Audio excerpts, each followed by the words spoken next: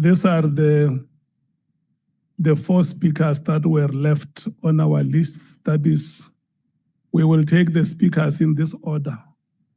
It will be Honorable Mngwango, Honorable Vessels, Honorable Souls, and Honorable James. The honorable members from the EFF have requested that we recuse them. They are attending the committee on the presidency. So in the event they finish, they will come and rejoin the proceedings. Honorable Mngwango, your time starts now.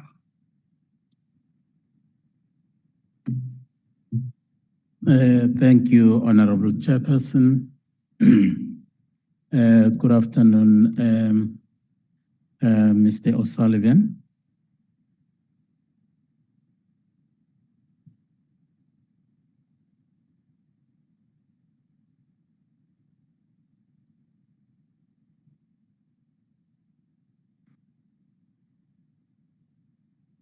Thank you. Can you hear me?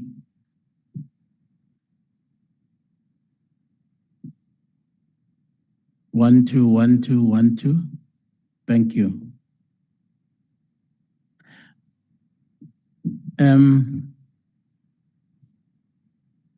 Mr. Sullivan,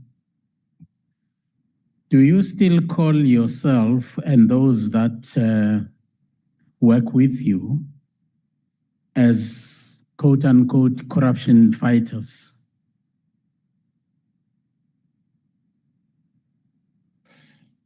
Do you still actually call yourself as corruption fighters? Well, I suppose that's the function of forensics for justice. So I suppose you could say that. I'm asking this because there is a notion that those that call themselves corruption fighters, they feel that they are enjoying some kind of immunity from the operation of the law. What would be your take on that one? To a point actually where they feel that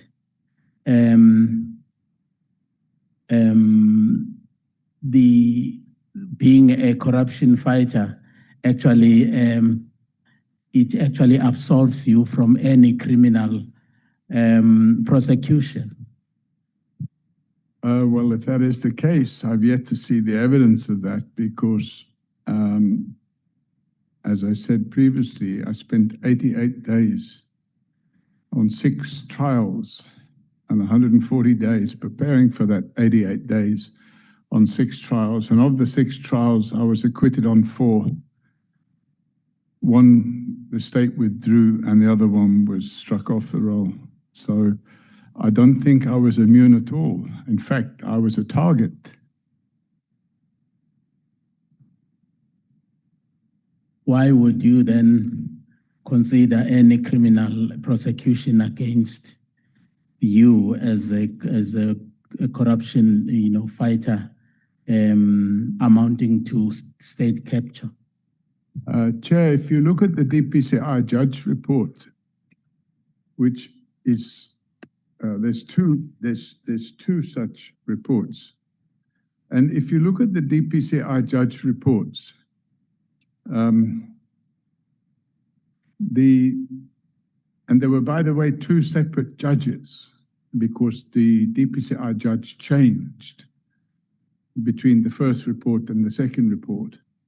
And the second report dealt with the allegations I had made, and the first report dealt with the allegations that Colonel Kutsia had made.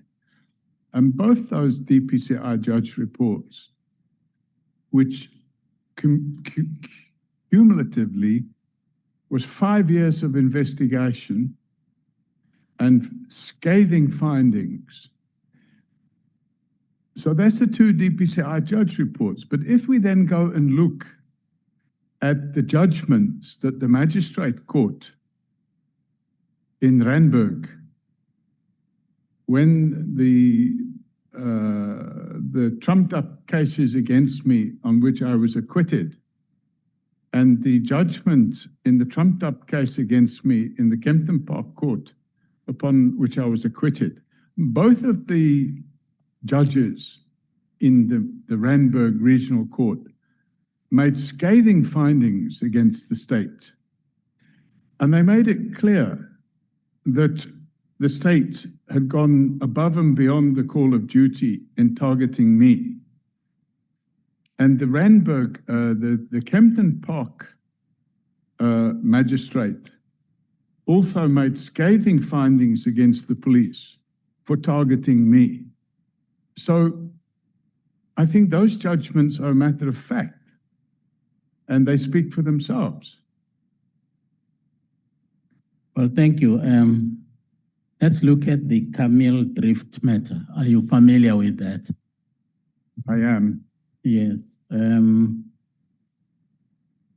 What was happening there? Who were those people who were charged there, and for what? What were the charges leveled against them? Are you talking about the Camille Drift case that I opened, or the Camille Drift case that the counter-investigation team opened against me? I'm talking about the Camille Drift case, which Advocate Mashugha came and actually talked about here. Yeah. So, in the first place, Advocate Mashugha based all of his false allegations on the counter-investigation that was carried out by the Mabula team. And those statements contained within the docket, we have been able to prove beyond reasonable doubt that those statements were procured by police officials who wrote the statements for the individuals and told them to sign them, and that's what they did. And the evidence they produced in those statements, unfortunately, they lied. And we can prove that because we have the voice recordings of the meetings we had at Sable Hills estate. And we have the voice recording of the meeting we had with the builder, the contractor, Frikkie de Blanche. And we have the voice recording of the meeting that we had with Alwyn Dupré. And when you put all those voice recordings together and play them or read the transcripts, you can see that there's the transcripts are diametrically opposed to the purported evidence that's contained within the Camille Drift docket, the docket that was opened by Mabula. Now, when Mabula opened the docket, he did it in January 2017. And 3 weeks later, miraculously, based on these trumped up statements with no exercise, normally what happens is a person becomes under the attention of a prosecutor. The prosecutor will instruct the investigating officer to go take a warning statement. That's called audi alteram partem. In other words, get the other person's version of events. None of that took place with the fake docket that was opened by the Northwest team. In fact, that docket was open for one purpose and one purpose only, and that was to interrupt and stop the investigation into a corrupt acting chief of police, namely General Paslani. How far is the investigation on that docket now? Where is it now? Where is this case now? The docket was struck off the roll 9 years ago, and it's only been resuscitated. And actually, the case itself hasn't been resuscitated, but the docket has been brought back to be looked at and assessed as a result of the interactions between certain members of this committee and the new NDPP. And I wrote to the new NDPP, and he supplied me with a reply. And the reply made it clear that all the matters that I had raised in that reopening, or it's not the reopening of the docket, but the reassessment of the docket. What I in fact said, I don't know what happens when I lean like this, it makes a noise. When I wrote to the NDPP,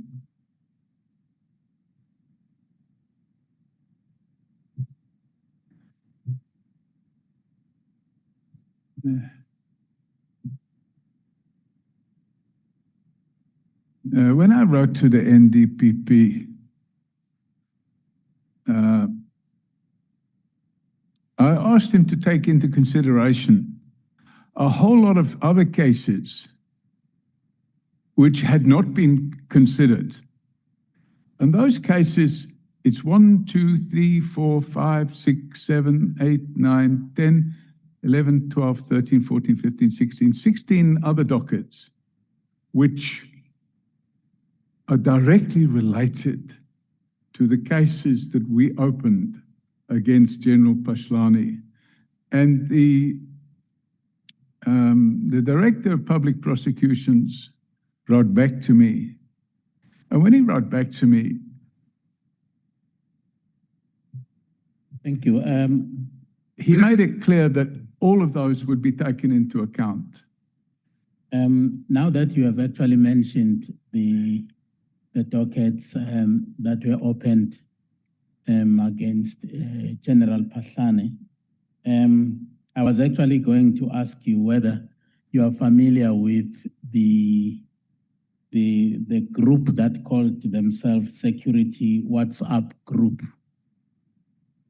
And and if so, what is the relationship between the Pashlani task team and the Security WhatsApp Group? When Mr. Kabinde was here, he made mention of the existence of a Pashlani task team. Are you familiar with those two groups? I'm aware of what happened.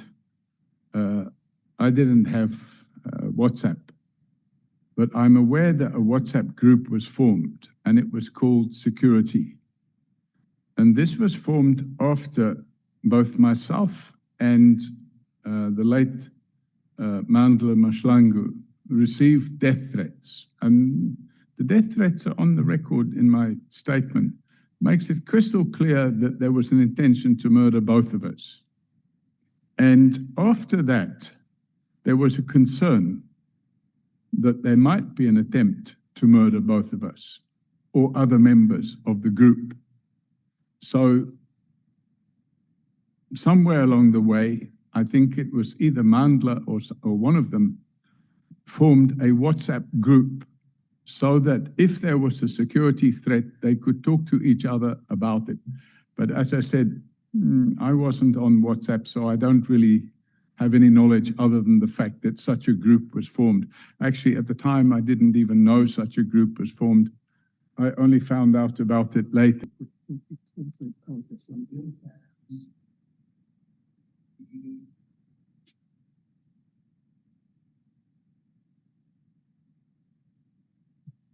I don't know what to do.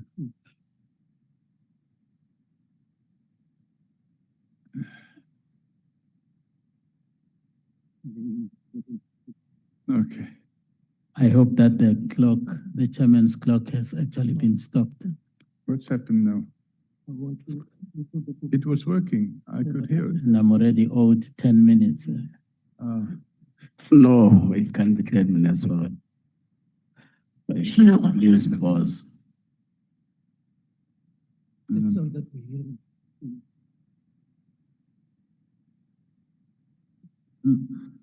Oh, No, okay. pause on remember when he speaks, there's a sound that goes like twee, so they are attending to it.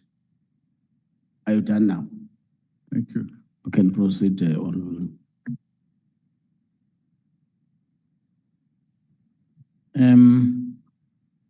Yeah, I actually wanted to go on and say, when Mr. Kabinde was here, he actually outlined to us why the Pahlane task team was actually formed and what was the purpose of actually having a Pahlane task team. One, to ensure that Pahlane actually goes to jail. And secondly, to ensure that General Pahlane is not confirmed ultimately as the National Commissioner of the Police. And he goes on to say that the gathering that you prefer to call a braai, or others call a book launch, Mr. Kabinde, when he was here, he said it was neither of the two, but it was a meeting which was ostensibly called and convened and coordinated by Ms. Trent to actually concoct ways to ensure that General Pahlane does not ever become a national commissioner. What would you say to that? Because Mr. Kabinde said you actually convened that meeting and it was coordinated. Invitations came from your partner, Ms. Trent. So, Chairman, of course, this would be the same Cedric Nkobindi who was offered the job at the rank of brigadier in the police for turning against the IP investigators and fabricating these stories. So other than to say that, you know, Mr. Nkobindi and the truth are very big strangers, everything he told this committee was a lie, and he knows it was a lie. I don't know what's happening. This thing is falling off. So I'm absolutely convinced, I've got it now, it's all right.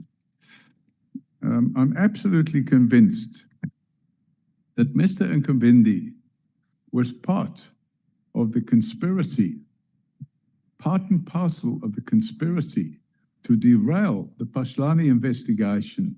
And he made it clear by virtue of his conduct. And how a person can 1 minute be an investigator with ARPID and the next minute be working with the team that's trying to derail the investigation into the acting commissioner of police. So I've had absolutely no doubt that Mr. Nkobindi was very dishonest when he provided evidence at this committee. He lied through his teeth. And he forgot to mention that he was offered a job as a brigadier. He forgot to mention that Humbalani Kuba was also offered a job, I think, as a major general or a lieutenant general. And all they had to do was turn into witnesses. By the way, according to Humbalani Kuba's statement, he said that General Mkhwanazi Thank you. told... Thank you so much, Mr. O Sullivan. Thank you so much, Pankazita. Chair. And we take Chair. honorable vessels. Chair. Maybe before that, just to let you know that there's been a problem with the mic of the witness. So Honorable Ngwango had to pause for that mic to be fixed, so the secretariat fixed, so the proceedings were stalled. Wow. But it was about two minutes. Yeah, I have given him those 2 minutes. The 2 minutes have been given. Thank you, Honorable Chairperson, even though I want to say it was more than 2 minutes, but no, it's fine. Mr. O'Sullivan, there is an observation which was made by Advocate Mashuha yesterday when he was here. He said, and I quote, "In my opinion, there was evidence of a sustained, continuous, unlawful campaign to target Phahlane and other victims. Trent, O'Sullivan, and IPD officers were an enterprise. They even had a WhatsApp group formed during the investigations against Phahlane." What would be your take on that one? Well, everybody's entitled to their opinion, but that opinion is a dishonest opinion. Advocate Mashugha knows that I wasn't on any WhatsApp group, and I never formed part of any WhatsApp group. So for him to say that I was part of a WhatsApp group is a total lie. Secondly, the miracle that we saw in the criminal justice system, where somebody opens a docket the second week of January and the first week of February, arrest warrants are issued. It just didn't happen on any other case in this country, that an investigation can be completed and a docket registered and arrest warrants issued without even the alleged suspects having given their version of events. So the whole thing was a complete setup. And the setup included all the people of the Northwest team, who, by the way, I understand, had regular meetings with General Phahlane, and that included regular meetings with Michael Mashugha. And it's sad, but the reality is that there was absolutely no case to answer, and there's still no case to answer.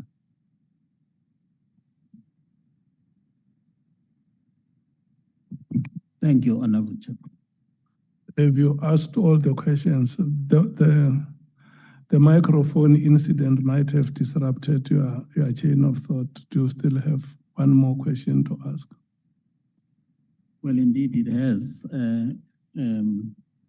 But I'm actually banking on the injury time that the chairperson and in his benevolence will make it available to us.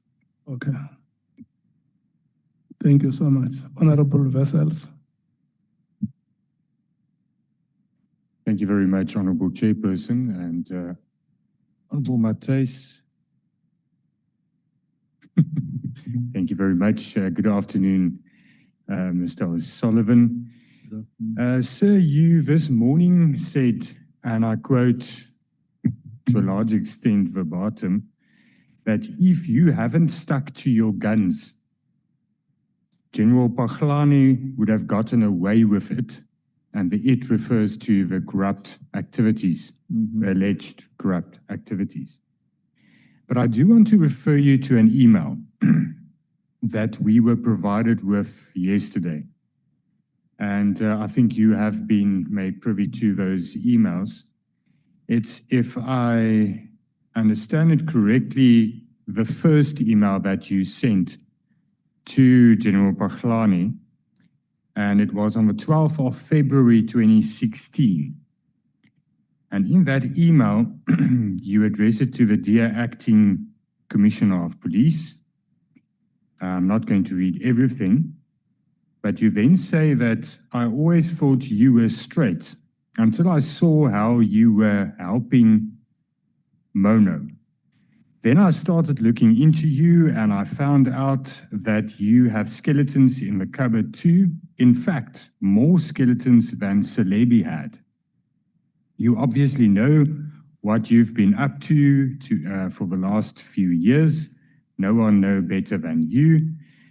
Now I know too, and that's after only a week of digging into you. And then you fix this problem with Mono and Creature and fix it now. Or you'll go the same way as Celebi. That's a guarantee. You fix Mono and Creature and I will lose interest in you. If you don't, I'll be all over you like a bad-fitting suit, and so forth, and so forth. Now, Mr. O'Sullivan, that seems like you say to him to address the problem. We don't have to talk about the problem that you identified with the creature and the mono situation, but you putting it to him that he should act on that. And if he does not, you are going to act on the skeletons in his closet. So that does not seem as though you found out about this corruption and you made it your mission to get him to be held accountable. Because if he did what you wanted him to do, you would have lost, and you said you lost interest in him. So can you comment on this email? Yes, thank you. Chairman, this email was intentionally disruptive. By this stage, the docket was ready to open. In fact, I opened it a week later. I'd already been investigating him for several months. And this was what we call a curveball. You throw somebody a curveball to see what they're going to do about it. Well, we know what he was going to do about it, because 6 weeks after that email, I was arrested and dragged off a plane at OR Tambo Airport in front of my children. So this was not factually truthful on my side. It was a deliberate curveball intended to wrong foot him, and it had that effect. Yeah, I hear you. So you would have gone ahead with the corruption charges regardless. The docket was ready. I opened it, I think, less than a week after this. And I had been investigating that since the previous May. So it wasn't, this was an intentional curveball to make him think that he might get off the hook. But there was absolutely no way he was going to get off the hook. Okay. When were you dragged off an airplane? End of March. 2016. Correct. But there's an interview that you say, you refer to that situation, and you say that that was with regards to the Dudu Mnyeni investigation. Oh. Or was that a different drag off a plane? No. Everything was linked. All of it was linked. So what happened was, and of course there will be members here that will disagree with this, but what happened was, the then president appointed General Pashlani as acting commissioner of police.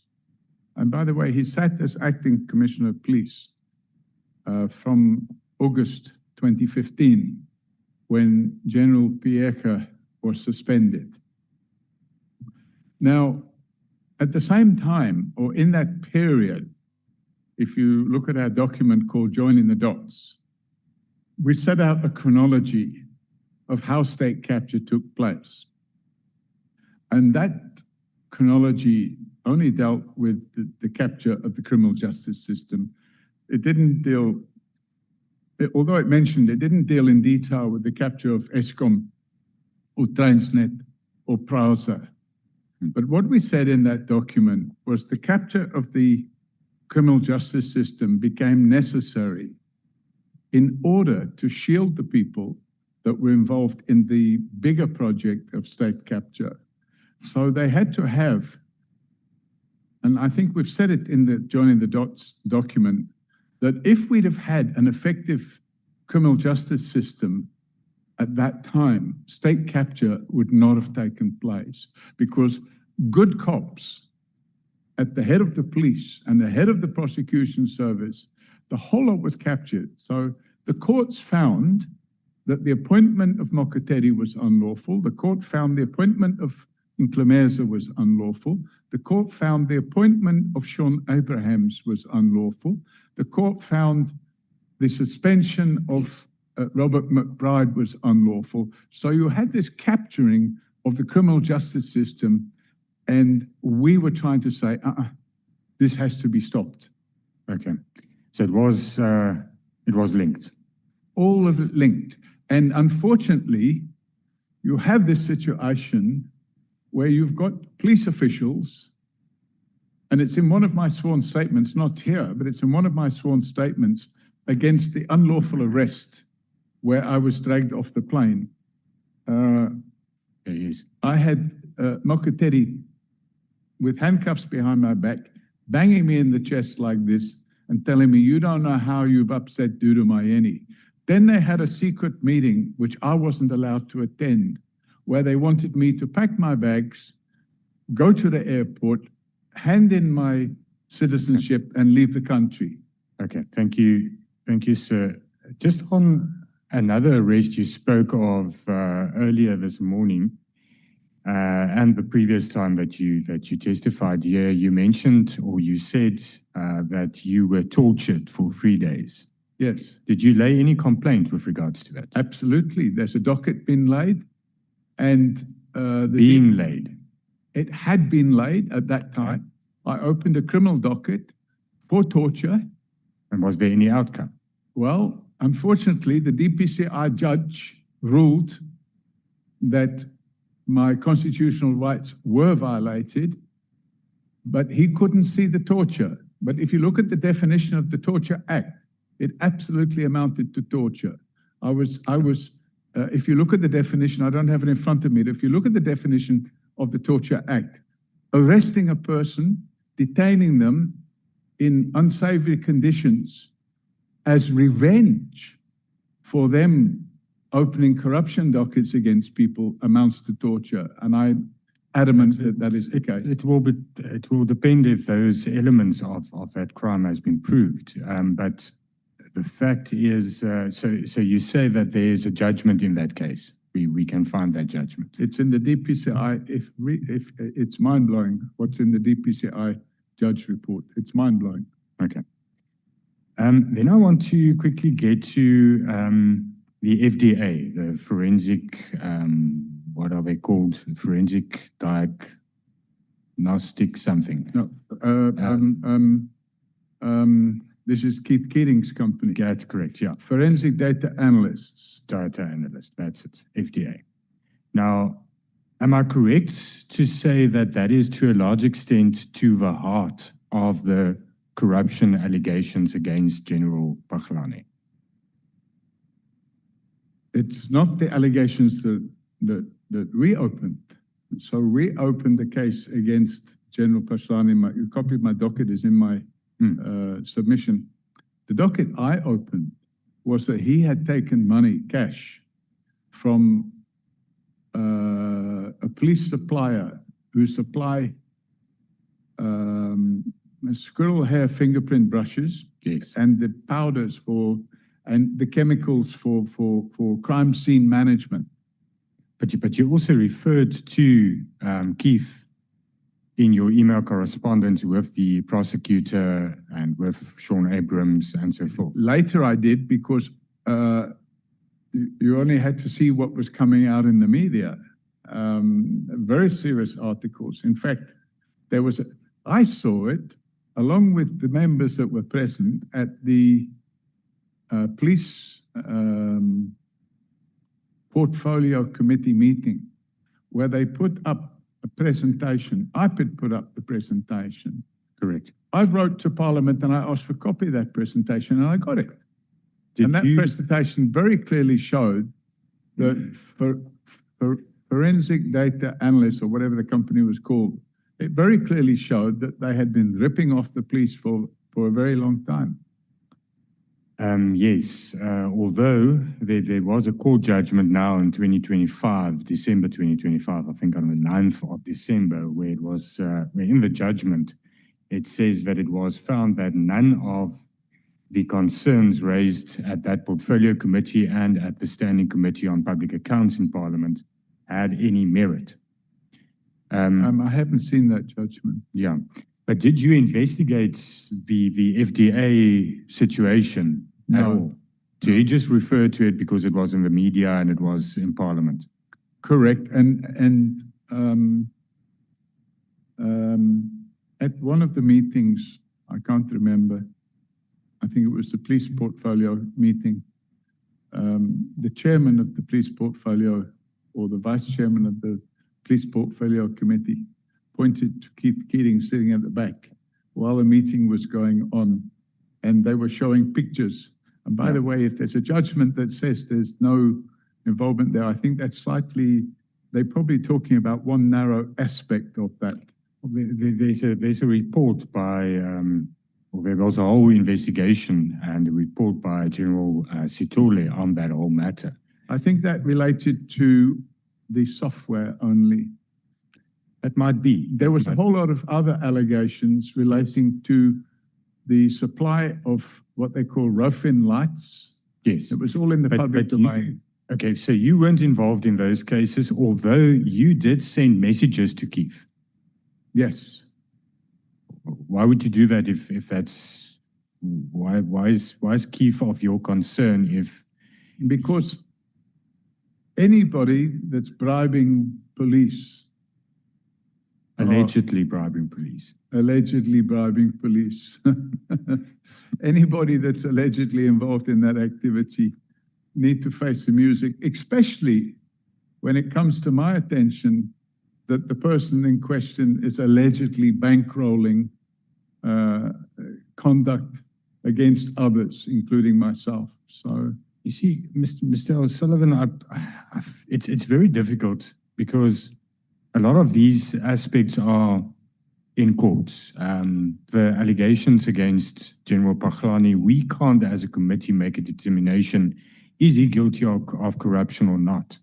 The court will have to, in those criminal cases, find that and make an adjudication on that. But I think what is important is, and we touched on it in your previous appearance as well, what is your motivation? And I know that you say you are anti-corruption. But I want to once again ask you, is there anything else that motivates you to and other members referred to it earlier today as well? You do choose to put a lot of energy in certain corruption cases. Corruption has normalized in South Africa. There's corruption everywhere. You can look at corruption everywhere, but you choose to focus. And I'm not saying that there's no merit in those cases that you are focusing on. But the question is, why are you focusing on those cases? Are there any other motivation other than being an anti-corruption fighter? Yeah, so that would probably be it, Chairman, because if I had to, I already work 16 hours a day. If I had to take on every corruption case in the country, I'm going to run out of energy and time. But once I get my teeth into something, I think Marion Tam wrote an article in Daily Maverick, and she described me by saying, Paul O Sullivan hates corrupt cops like a dog hates fleas. Okay, but... And when you become a victim of those corrupt cops, which I was, I then went out of my way to expose their conduct and the people that what I believe to be their accomplices. Yeah, that's well noted, because after the Celebi focus on Celebi and the exposure of Celebi's wrongdoing, there was a lot of attention then, or a lot of cases opened against you and a lot of scrutiny of you as well. Am I correct? The cases that were opened against me were counter investigations. Okay. So what happened was, after the Celebi prosecution, I opened cases against the people within the criminal justice system that had unlawfully assisted Jackie Celebi. So what they did, they all got together, and I'm talking about Mokgoba Jiba, Lawrence Mwebi, Prince Mokotedi. They all got together and they started opening cases against me. Okay. So I saw that as just retaliatory. They were trying to discredit me. We had the spokesman of the police issuing statements saying that I would be arrested. My time is going to be finished now. But one very quick last aspect. It was asked to you about the National Credit Act, and I asked you the previous time about you doing credit checks on. You said in a conference that you did credit checks on the candidates for the National Commissioner position, and you spoke in that conference on General Mkhwanazi's credit record and so forth. And I asked you what authorized. It was lifestyle. Yes, but you use the credit information to say that he has revolving credit and so forth. Yes. Now, Regulation 18.4 of the National Credit Act says that you can do credit checks, but only in the course of investigating fraud, but only if the South African Police Service are investigating fraud. That's No, what the regulation says. There's another section. I don't have the act in front of me now, but there's another section that deals with fraud investigations of fraud prevention. Okay, but in those, that might be then, if that's your interpretation. But when you were doing these lifestyle audits for the shortlisting of candidates for the National Commissioner position, you weren't investigating fraud. You didn't have a mandate. It's called fraud prevention. I was requested to do it. I know the person that requested me to do it has since denied requesting me to do it, but I have all the emails. Did you have a mandate? So, yes, I was requested to do it. And as I've said already, the person that requested me to do it has since denied requesting me to do it. But why would I now, where did I get the names from? He gave me a list of names. He said to me that they urgently wanted to know if any of these people had any fraud or other issues to deal with. And I issued that report as requested. Thank you. Thank you, Mr. O Sullivan. Thank you, Chairperson. Honorable Sols. Chair, when do I finish? It's now 14:33. At 53. At 53, okay. Mr. Sullivan, good afternoon. Good afternoon, Mr. Sullivan. Hello. Let me start by saying I maintain my stance about you. And your heroism cannot be disputed or erased from written records, even by all the emotions. But your holes must also be tested. And that is why we are here today. I too have holes. As a matter of fact, I have a lot of holes. So we've heard testimony yesterday about those holes. And so I'm going to ask you questions on clarity to test whether this is true or not.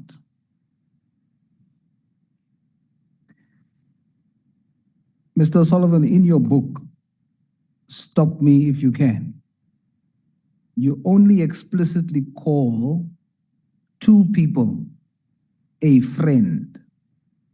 Number one, Peter Hain from the UK House of Lords. And the second person you call a friend is Mr. Herman Mashaba, the current president of Action SA. Is Mr. Mashaba still your friend?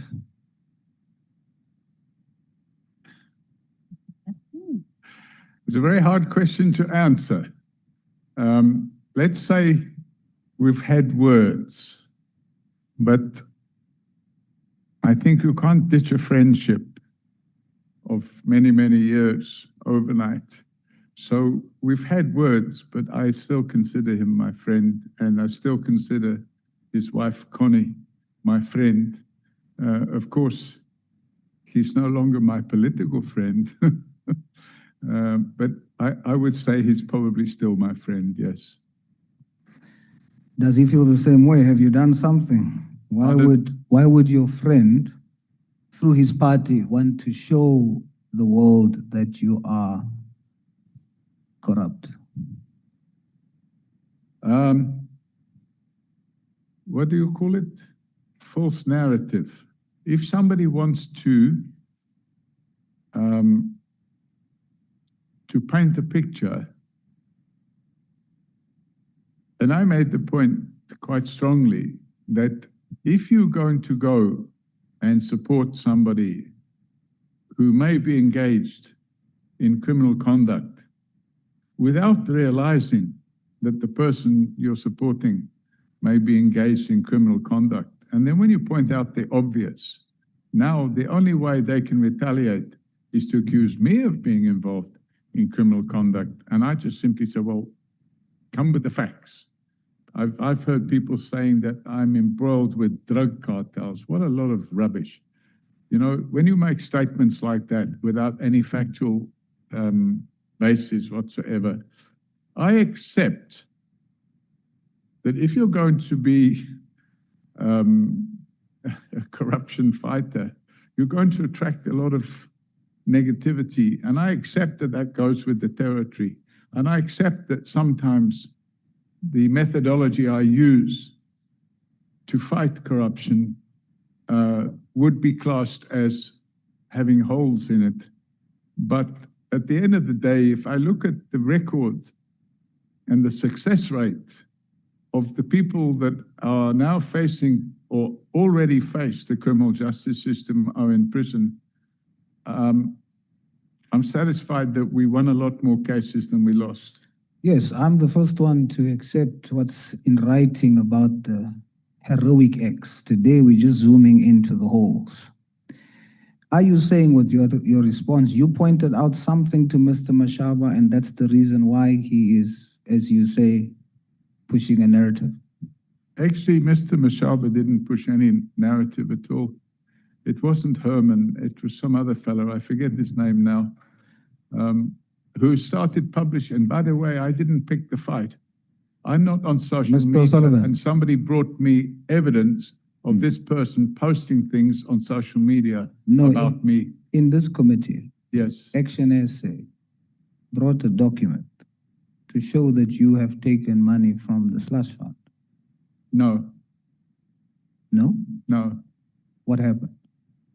So I think it was pointed out that that is an incorrect. Yes, that's the point I'm saying. Action SA brought something Yes, incorrect correct. to show that you are possibly corrupt. I want to understand. Yeah. Why would they do that when the president is your friend? Because there's a narrative out there, and some people are quite happy to jump on the bandwagon and pursue that narrative. I'm satisfied that I've never received 1 cent from the slush fund. Okay. So for the record, your friend is jumping on a bandwagon to show that you are corrupt. So I don't believe my friend has done that. Okay. I don't believe he's a member of the House. He formed Action SA. And by the way, when he formed Action SA, I made donations to it just because I liked what he was doing. But you know, it is what it is.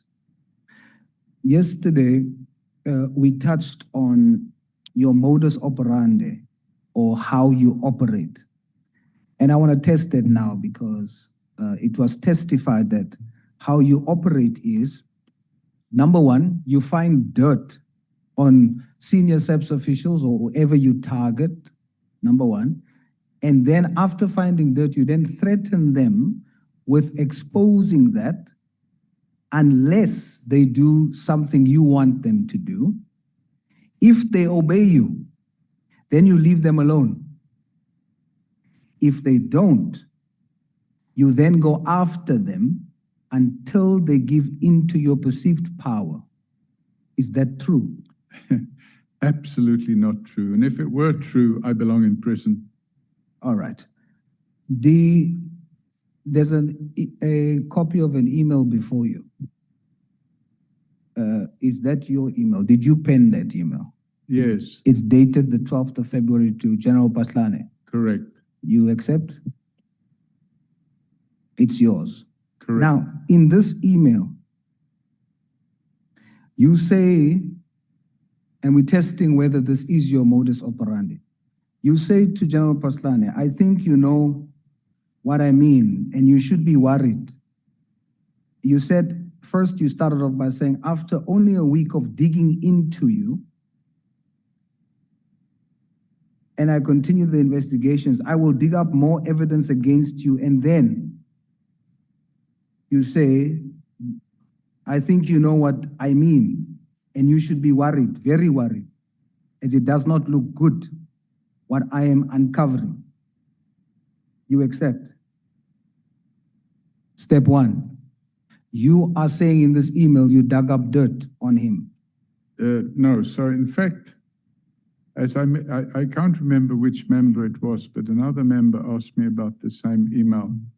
And I explained then, Chair, that this email was an intentional ruse.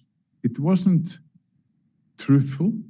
It was deliberately intended to get a reaction out of General Paslane. That's okay, Mr. Paul O Sullivan. What I want to gather is you are saying to General Paslane, I've got dirt on you. That's what you are saying. So we're trying to test your modus operandi. You're telling him I've got dirt on you. Step number two, you then give him an ultimatum. You say you fix this problem with Munu and Kreja and fix it now. Or you'll go the same way as Celebi, right? Step two, you now give an ultimatum. Step three, you say you fix Munu or Kreja and I will lose interest in you.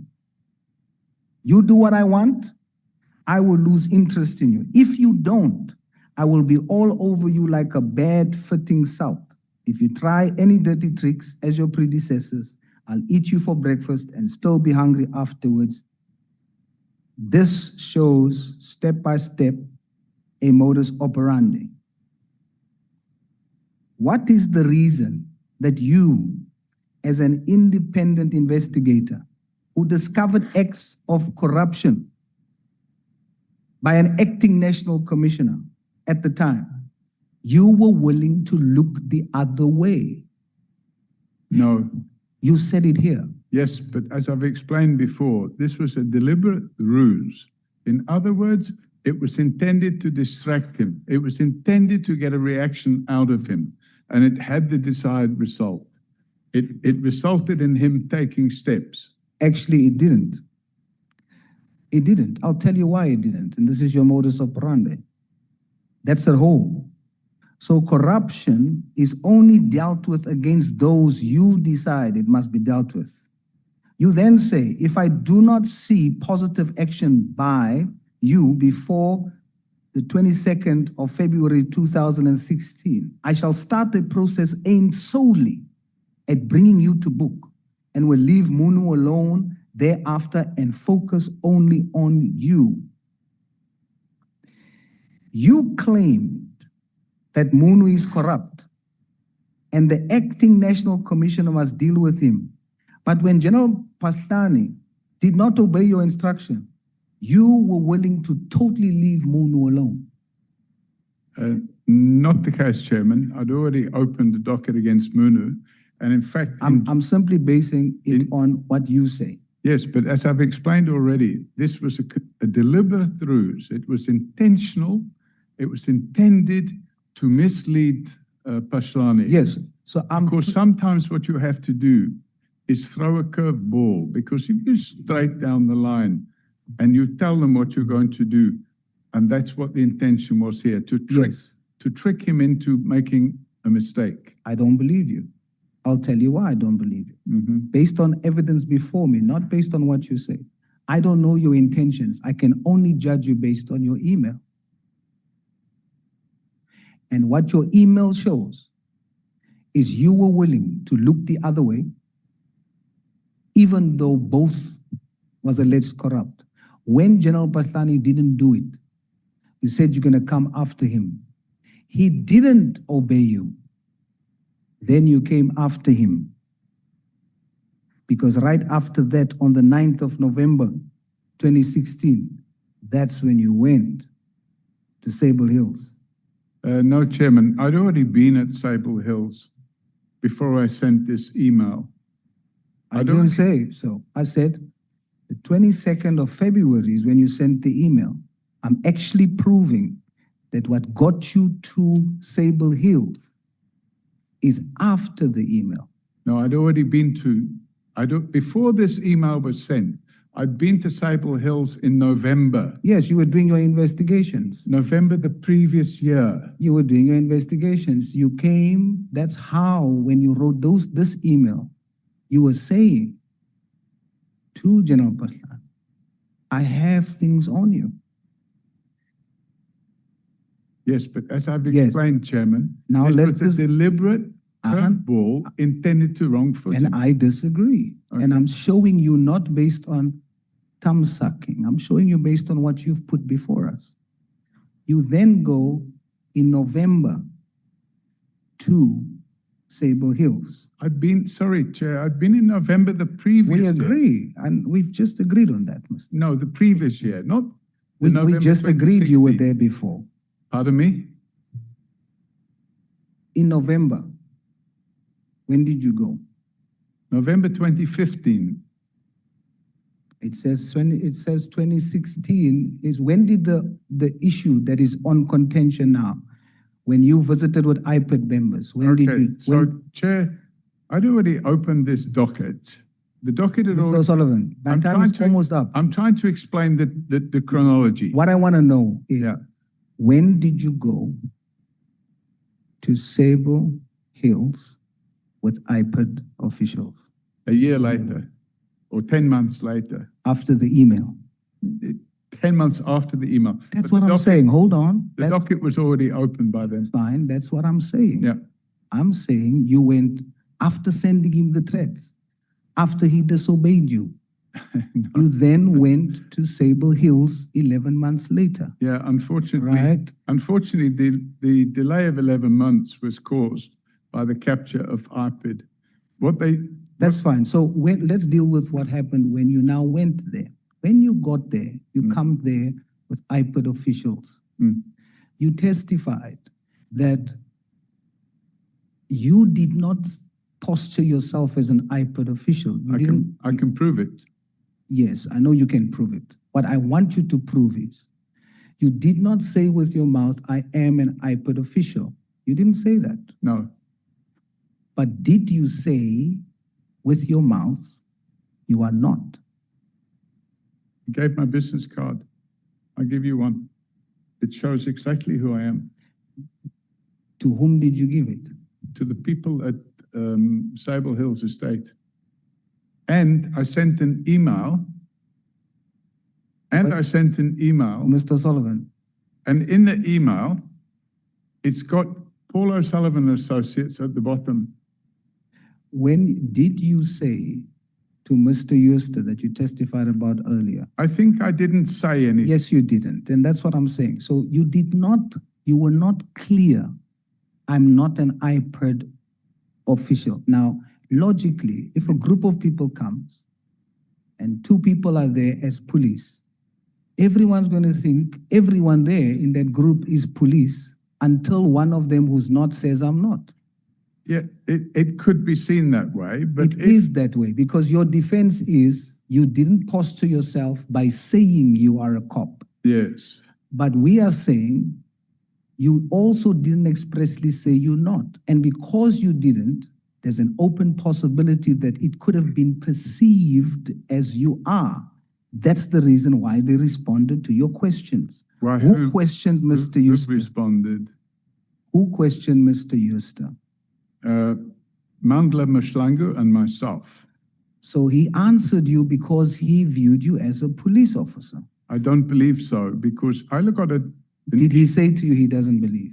Because He never said it. I never said it. his affidavit said, Pardon me? His affidavit said, your posture was like a police officer. No, but this is the You affidavit. had a firearm. This is And when he looked at you, he was convinced you were a police officer. No, it wasn't. Are you speaking for him now? He said that under oath.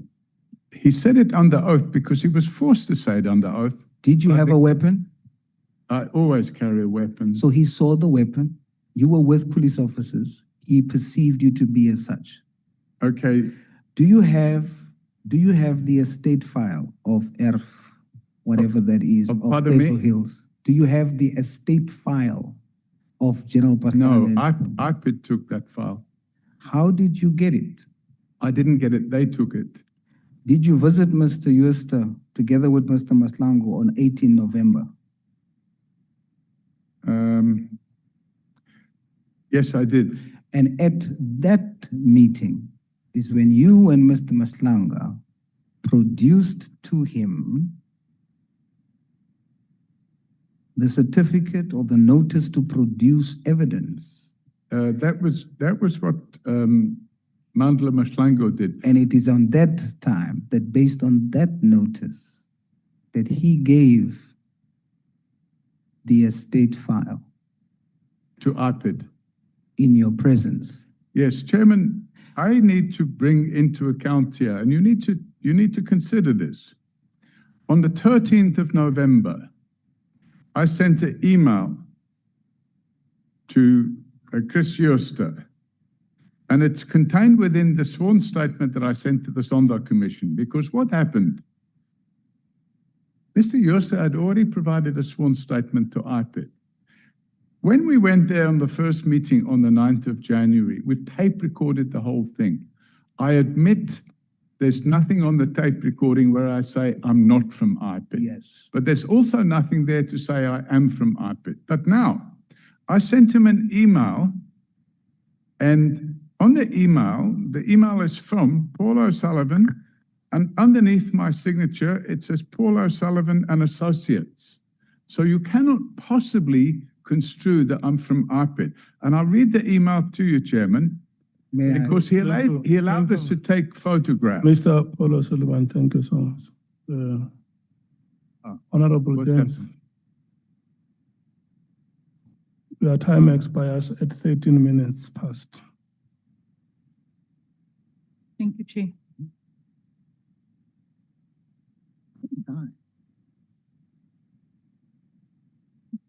Mr. Sullivan, you previously stated before this committee that you hosted a book launch. Pardon? You previously stated before this committee that you hosted a book launch. That braai was a book launch, and you said it was a year-end function, right? It was, no, I didn't say it I was didn't, I'm not done. You previously stated that it was a book launch, a year-end function at the former home of serial killer, murderer, drug kingpin, Radovan Krečner. This morning you told us you didn't know the owner. Minutes later, we learned that he was a close friend of yours. Am I right? I didn't. And that you actually did the bidding for that house. No, I didn't say I didn't know the owner. I said that But you couldn't remember, you had all sorts of stories. no, I said I contacted the owner and asked for permission to use the You house. couldn't remember the name. So sometimes you have to get it back, you know, there's no doubt. in Mr. Sullivan, you lied. Okay, You lied under oath this morning. And we've had enough of your lies at this point. You knew very well whose home that was.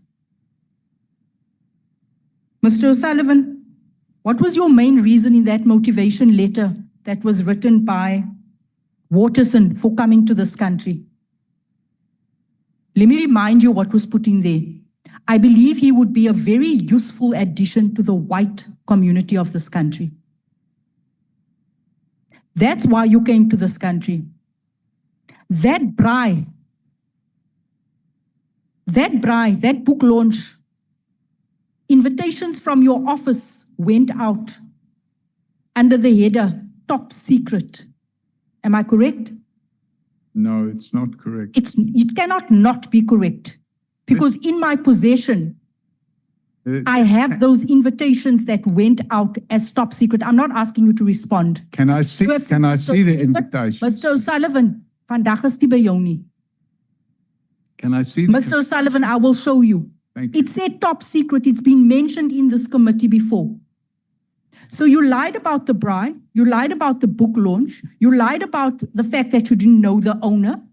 You also said here, your guests, looking back to your reason and purpose for coming into this country, your guests were from AfriForum. You labeled that meeting as top secret. What? You had AfriForum guests there, and up until today, we still don't know who were the DA members present at that meeting. Up until today. Now see where I'm going with this pattern. Here to help the white community, top secret meeting, you have AfriForum there and you have the DA there. In your investigations, your only target, all your targets, and Honorable Wessels pointed this out earlier on, all your targets in this country was the leadership of this country. It was ministers and it was heads of department. Can I tell you why? It was your intention to overthrow this government, and it still is. I look at all the articles released in 2017 and shortly after that meeting that you had, that braai, book launch van niemand 'n boek gekry het nie. Supporting articles by the DA, EWN on the 26th of the 1st, 2017, DA to reveal more evidence of alleged corruption against Patlane. Say again, I didn't hear that. An article, EWN article, that has now been taken down, but it's in the messages because you guys would copy each other in the messages and the support. What messages?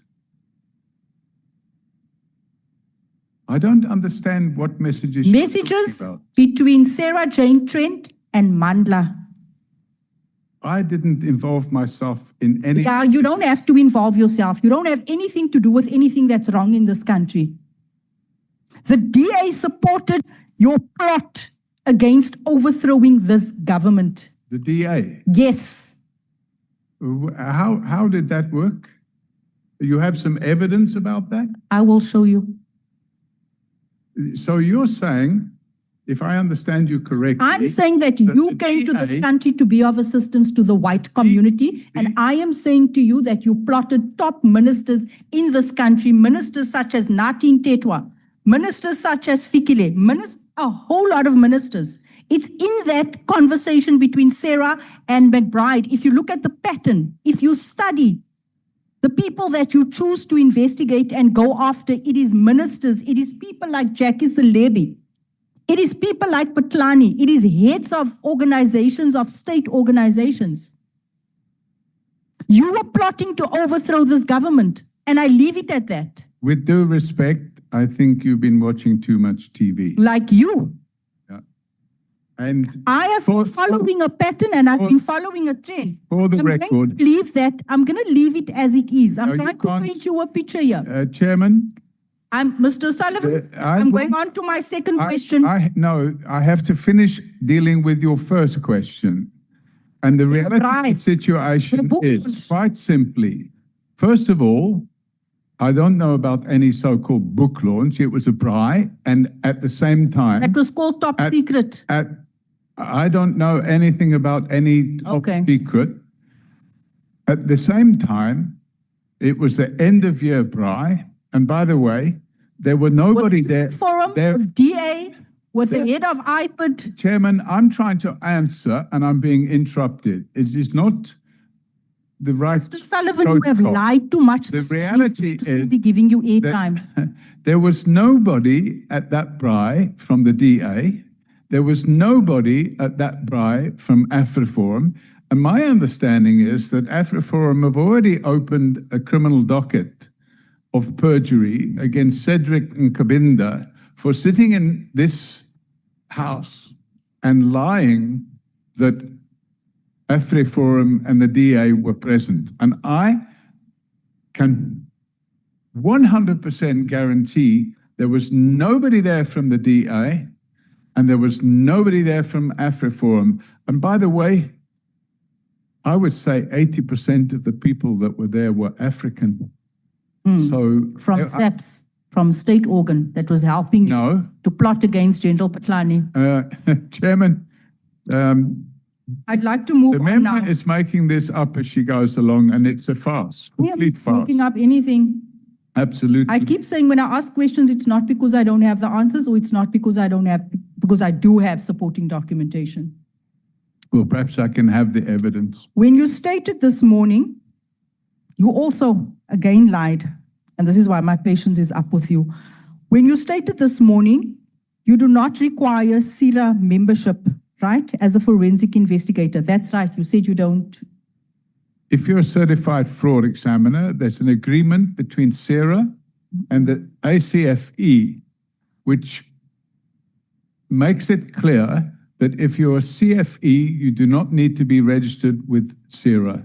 However, because I've been registered with CIRA since 19 whatever, I can't remember the year, I've kept my membership going in case, just in case, I decide to involve myself in security company activities, but I'm not involved in any security company activities. Mr. Sullivan, and I do not. Mr. O'Sullivan. Let me finish answering, please. Mr. O'Sullivan, I'm done. I would like to finish answering the question because you're making false allegations and then you're preventing me from answering. The reality is that there's an agreement between ACFE, a written signed agreement, which was approved by the minister, which makes it clear that if you're a certified fraud examiner, you do not have to belong to CIRA. However, I've kept my CIRA membership going just because, but I don't need to. I don't need to be a CIRA member.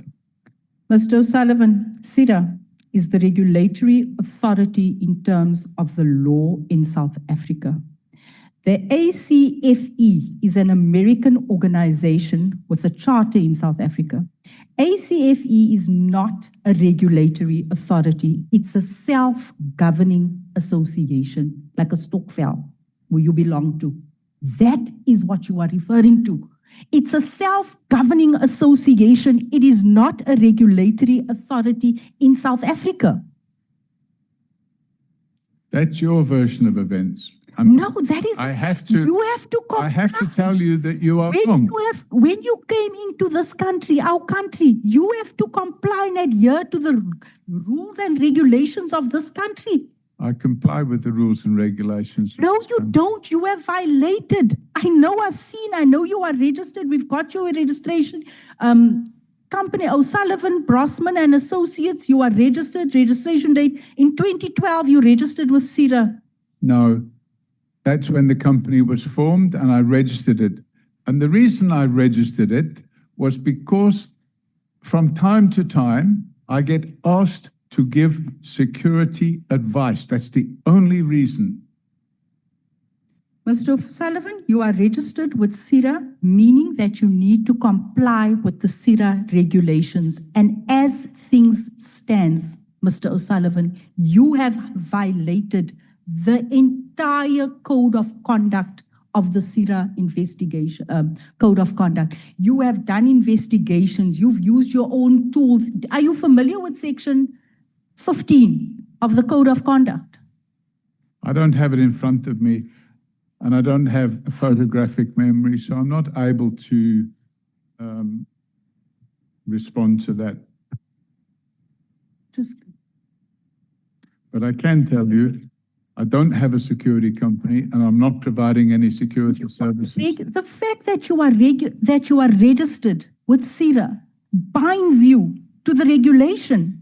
You are once again, I cannot believe you. You are once again lying under oath and cooking up your own justifications.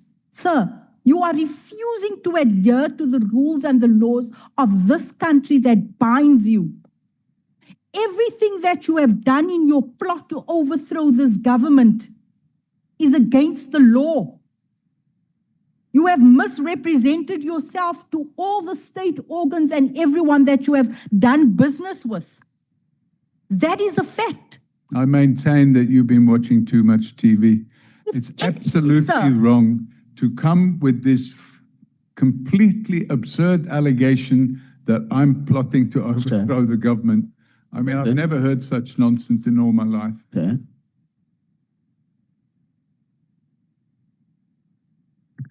Honorable Ngola.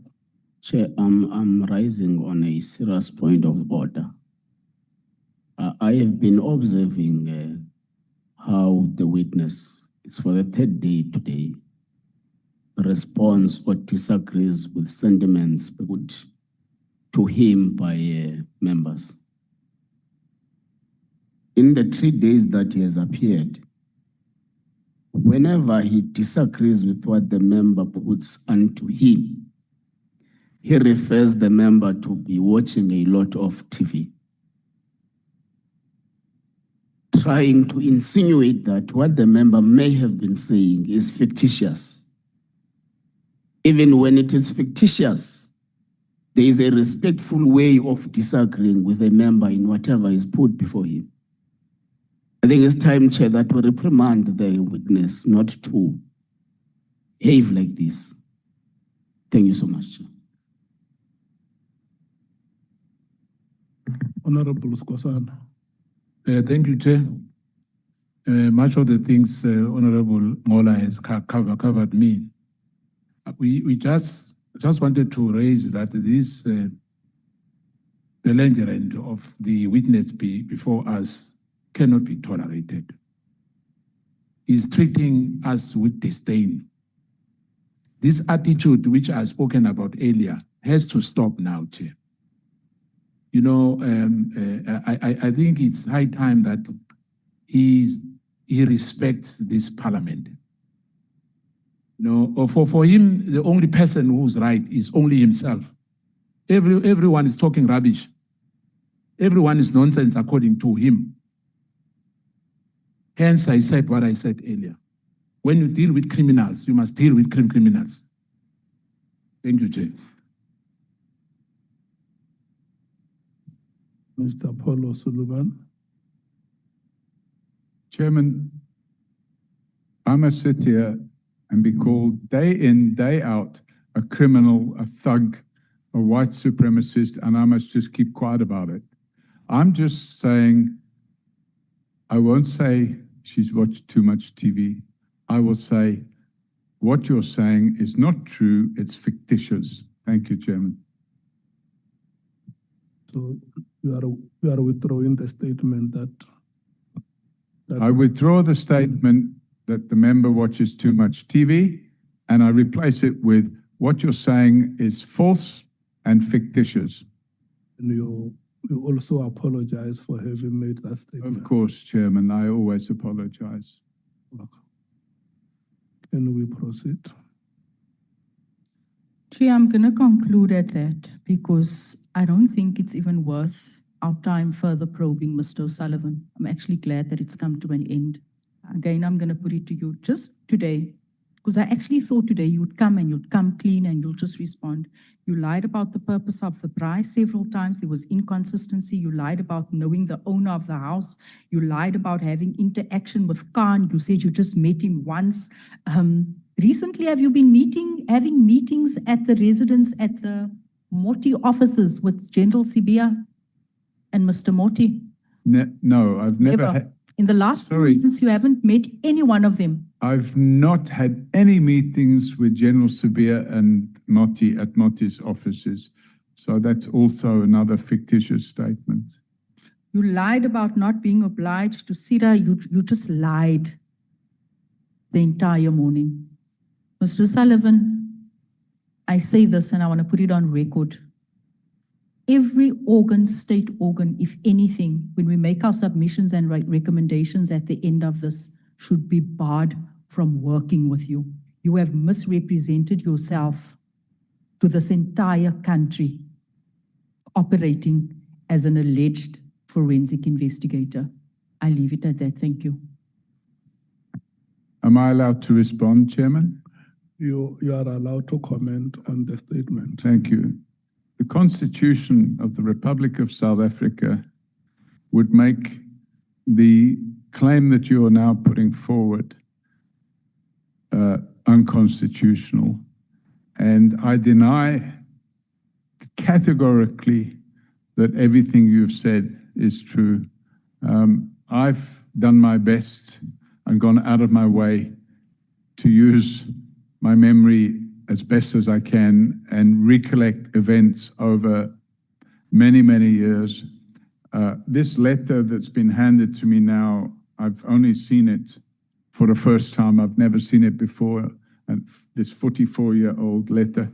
So at the end of the day, you know, I cannot say that I came here to overthrow the government. Clearly, my record, if you go on our website and you look at all the other work we do other than corrupt police officials, and you look at the work that we do there, at the moment I've got somebody that has a community property association where members of the community property association have stolen hundreds of millions of rand, and we've taken that case on voluntarily to help them get their money back. And those are not white people. They're poor people living in rural areas, Chairman. At the end of the day, I do the best I can. I'm not perfect. There's nobody perfect out there. And one thing I can say, with my head held high, I've done my best to try and make this country a better place for all citizens. Oh, okay. Thank you so much. Thank you, honorable members. Can I check Mr. Paul O Sullivan? Pardon? Are you good? I'm uncomfortable. I'm very much in pain, Chairman. But I'm listening. Oh, okay. There are numerous witnesses who have come before this committee and have made statements or claims of your involvement or interference in the work or the operations of IPID and the SAPS. Is it your submission before this committee that all those statements or claims are inaccurate? Chairman, I stand by the submission that I've made to the commission, to the committee, with all the evidence, and I believe that the evidence speaks for itself. Over 36 years, I have done my best to help in the fight against crime. And like any other situation, some of it might have been imperfect, but where I've made mistakes, I've tried to rectify them. I have in no way, shape or form to take over IPID or to take over the police or to overthrow the government or to possess or own any instrument of government. I've just done the best. That's what I'm checking. Are you saying that the statements or the claims that have been made about your involvement, your alleged involvement or alleged interference, are you saying that those statements are inaccurate? 100% inaccurate. And what they've done, Chairman, is part of a narrative to, in my opinion, this is my opinion, if I'm allowed an opinion, it's part of a narrative to distract the attention of this committee away from its real terms of reference, which is to get to the bottom of who is currently capturing the criminal justice system. And I can tell you for certain it's not Paul O Sullivan. Do you agree with me that with the answer that you have given, that these statements are inaccurate? Correct, Chairman. If the committee was to find that there is some veracity in one or two of the statements, you would have lied under oath before this committee? Correct, Chairman. Did you participate in the investigations of the late Police Commissioner Slevy? That's correct, Chairman. did you investigate General Pathan? That's correct, Chairman. Who else in the SAPS senior ranks did you investigate outside of Salebi and Pathan? So I can't remember all the names, Chairman, but there's quite a few. And this, when you've got a situation where there's corruption going on within the police, for example, there was a case last year, in fact, it's now the year before, in 2024, where a police official and a prosecutor were arrested for selling a docket. And we put that complaint together. And by the way, we didn't take it to IPID. We took it to the police, to the head office of the police. And the matter was investigated. And that colonel in the police and that prosecutor, senior state advocate, were arrested and charged, and they're currently on trial for corruption. Yeah. So that there were many cases like that. It's fine. Is it still your submission before us that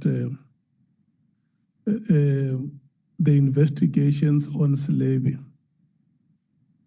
did not have anything to do with the frustrations that the Kuselene contract had at the airport? That's correct, Chairman. In fact, I opened the docket against Jackie Salebi for corruption whilst I was still working at AXA. And I took that docket to the Scorpions because Jackie Salebi was the chief of police. And the Scorpions said, there's insufficient evidence here. You'll have to find more evidence and come back to us. And a couple of years later, I went back. Okay. And then the investigations on General Pathan, did they happen before you tried to coax him to investigate General Monroe, or did they happen after you have sent him the emails? Before, Chairman. And if you have a look at the statements that are contained within the docket, you will see that I had already been at Sable Hills Estate and obtained evidence before that time. But unfortunately, ARPID was paralyzed for 10 months. So there was no investigation carried out by ARPID. So I carried out the investigation myself. And these generals, you were investigating them privately? Pardon me? You were investigating them privately? Yes, under the auspices of Forensics for Justice. You know, there's a number of organizations, for example, Outer. No, it's fine. I get that it was a private investigation. Correct. So before you start the investigations, isn't it a requirement in South African law that you obtain a permission from the authorities to start investigations? If you do private investigation, or you can just wake up and say, Honorable Skosana, this is what I found about you, without him knowing that he's under investigation, if you do a private investigation. So, Chairman, if we take the case of Forensics for Justice as an example, we have a hotline. It's 0800 118 118, and people phone in. And there's also an anonymous email service where people can send emails in. And we will get probably somewhere like 20 or 30 complaints a month. And some of those complaints are such a nature that we just send it directly to the police because we say it's not our focus. In this case, you were investigating a police or a senior officer. As I said, Chairman, that was based. So I want. Do you seek approval, or do you just intrude into the privacy of the person, and then later come with evidence and say this is what we have against this? Now, we open a docket, Chairman. So what happens is we assemble the evidence and we open a docket. And in the case of... I want to know, how is that evidence assembled? Is that evidence assembled with approval, or you just investigate a person without him or her not being aware that is being investigated? Well, And then the next thing, you have gathered evidence, you go to open a docket. How do you do it? Do you first seek approval from the authorities? No, you don't have to seek approval, Okay. Chairman. For example, would you expect an investigative journalist to phone up and say, listen, I want to investigate No. this? Let's not talk about journalists. We talk about, remember here, and this is what honorable members have asked you since this morning. We are what we call a constitutional democracy, where the rights of the citizens are guaranteed in this constitution. How do you violate, or where do you get the right to flagrantly violate the rights, the privacy of a citizen without him or her being aware? You are not a state institution. You agree with me? Chairman, it's not violating the privacy of a person to open a criminal docket against them. No, wait, let's not go to criminal docket. We still talk about gathering evidence before a docket is opened. If you can share with us, how is that evidence gathered? Okay. So if I take, and we use the example of General Nhlanhla, we got a tip-off. A whistleblower came to us. We interviewed that whistleblower. The whistleblower in question is a brigadier in the police, and he came to us with evidence. So we took a sworn statement from him, and we packaged all that evidence, and then we decide, okay, let's see if this is true. I then reach out. By the way, I reach out to other people that he says will have further evidence. And that's how you put your case together. By the way, when you say you reach out, you do that without the subject of investigation knowing that he or she is being investigated by private citizens in the country. Is that what you are saying? That's correct, Chairman. And then when you have gathered that information, you go and open a docket. That's correct, Chairman. And then when you were doing that, you are not doing that as an institution of state. You only come into contact with state institutions when you open a docket. That's correct, Chairman. So the act of investigating a person surreptitiously by a private citizen, doesn't it amount to flagrant violation of the privacy of that person? I disagree, Chairman. If that was the case. Okay, let me put it this way. If there is an allegation against me now, yeah, the police or through the prosecution, they will sit and evaluate the evidence that they have, and then decide if there is a case that is prosecutable or not. And then from there, they can approach me. They are a state institution. We talk about you, who is a private citizen like me. Where do you get authority to move around gathering information about me when you are not an institution of state? You don't derive any authority from any law in this country, because if you have to do that, for instance, when you have to do a private prosecution, you can't wake up here and say, I'm doing a private prosecution. You must start by applying to a state institution for you to be given that approval to do a private prosecution. Am I correct? There's a certain amount of investigation you can do to determine whether or not the allegations bear fruit. And if it appears that the allegations bear fruit, Chairman, a docket is put together, a draft docket is put together, and then it's opened, and then it's up to the police to continue the investigation. because we don't have the ability. I don't disagree with you. You are right that you need to present a prima facie case. Yes. But how legal is the process of ensuring that you have that prima facie case? It's allowed. And if it wasn't allowed, the crime levels in this country, Chairman, would be a lot higher than they are. Okay. So you are submitting to us that whatever action that you would have taken in investigating the citizens of this country falls within the prism of the law. That's correct, Chairman. And you agree that if this committee was to find that you have flouted the law, you would have lied before this committee?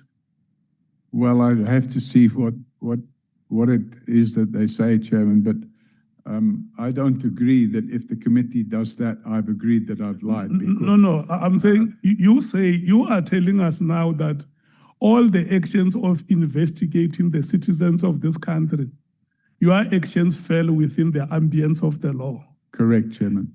And then I'm saying that if it was to be the finding of this committee, there is concrete evidence available that you flouted the law, you would have lied before this committee. Well, I can't pre-agree that I've lied to the committee, Chairman. I would have to see that document and listen to what's being said and if necessary, can we act in good faith? When we get offered things which are unlawful, and it happens all the time, we reject it. Okay. If people... Fine. So you have repeatedly said here that some of the witnesses who appeared before us lied before us. Am I correct? That's correct, Chairman. So in the 4 days that you have been with us, there is nothing amounting to a lie that you said before us. That's correct, Chairman. I've testified truthfully to the best of my ability. Of course, you know, I'm in my 71st year, so there may be some memory issues here and there, but I've done the best of my ability to give the truth, the whole truth, and nothing but the truth. Okay. Advocate Mashura was here yesterday. He told us about a polygraph test payment that was made by you.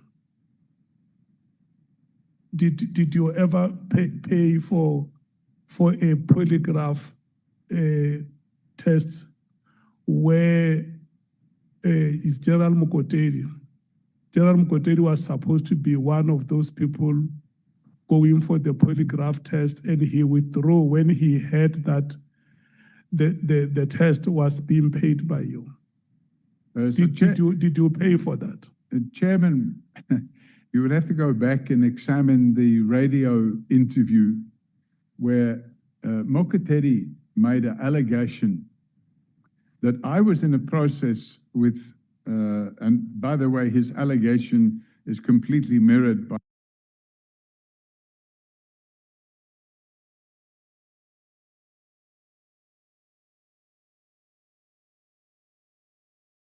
what Cedric Nkabindi said. But his fake docket, which he had opened against me, alleged that I sat in a house in Bedford View with the DA, an AfriForum, and Robert McBride and others, and we talked about overthrowing the government. So I said on the radio, we're prepared to take polygraph test and we're prepared to pay for the polygraph test, so that he can't say, I'm not going to pay for the polygraph test. So I said to, and I was overseas at the time, and I said to my finance lady, contract one of these people, the polygraph people, and pay them to do those polygraphs. And as it turned out, he didn't go for the polygraph. What the committee wants to know is, we paid for the polygraph. Did you pay? Not me, the company, the Forensics for Justice paid. Is your company? It's the non-profit company. Is it your company? It's not owned by me. If a non-profit company you have trust, I was the founder. Are you involved in that company? Yes, I'm the founder of that of that entity. And Do you know what we call the South African Council of Civil Investigators? Sorry? South African Council of Civil Investigators. I don't know. South African Council of Civil Investigators. I don't know about that. And you are not registered. It's a professional body of people who do the kind of work that you claim to do. Are you registered with them? Never heard of them. You never heard of them? No, Chair. Okay. And then maybe the last question that I may ask you, which members would somehow have asked you. If you take a collage of the text messages that you have sent to either General Patlani, to Nkabinde, to Mashura, and so on and so forth, and you look at how you threatened or intimidated them. Doesn't that remind you about what the apartheid authorities did to Black people in this country? Chairman, I don't think so.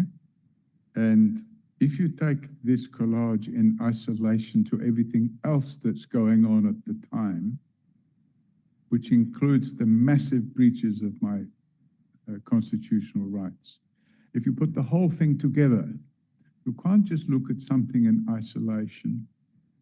But certainly, if you want to temper that, Chairman, you must look at, for example, the work that I've done in developing tourism in Soweto.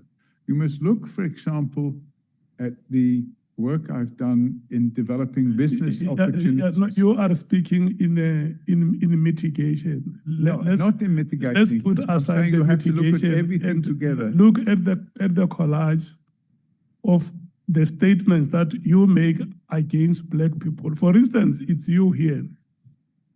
You want our sympathy when you tell us that. Pardon me? I say you want our sympathy when you tell us that you were arrested in a plane, the manner in which you were arrested, isn't it? Chairman, I don't want your sympathy.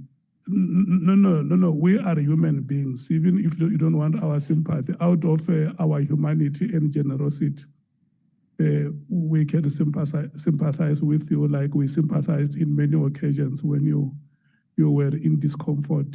What I'm saying is, you say to us that the manner in which I was arrested was very terrible.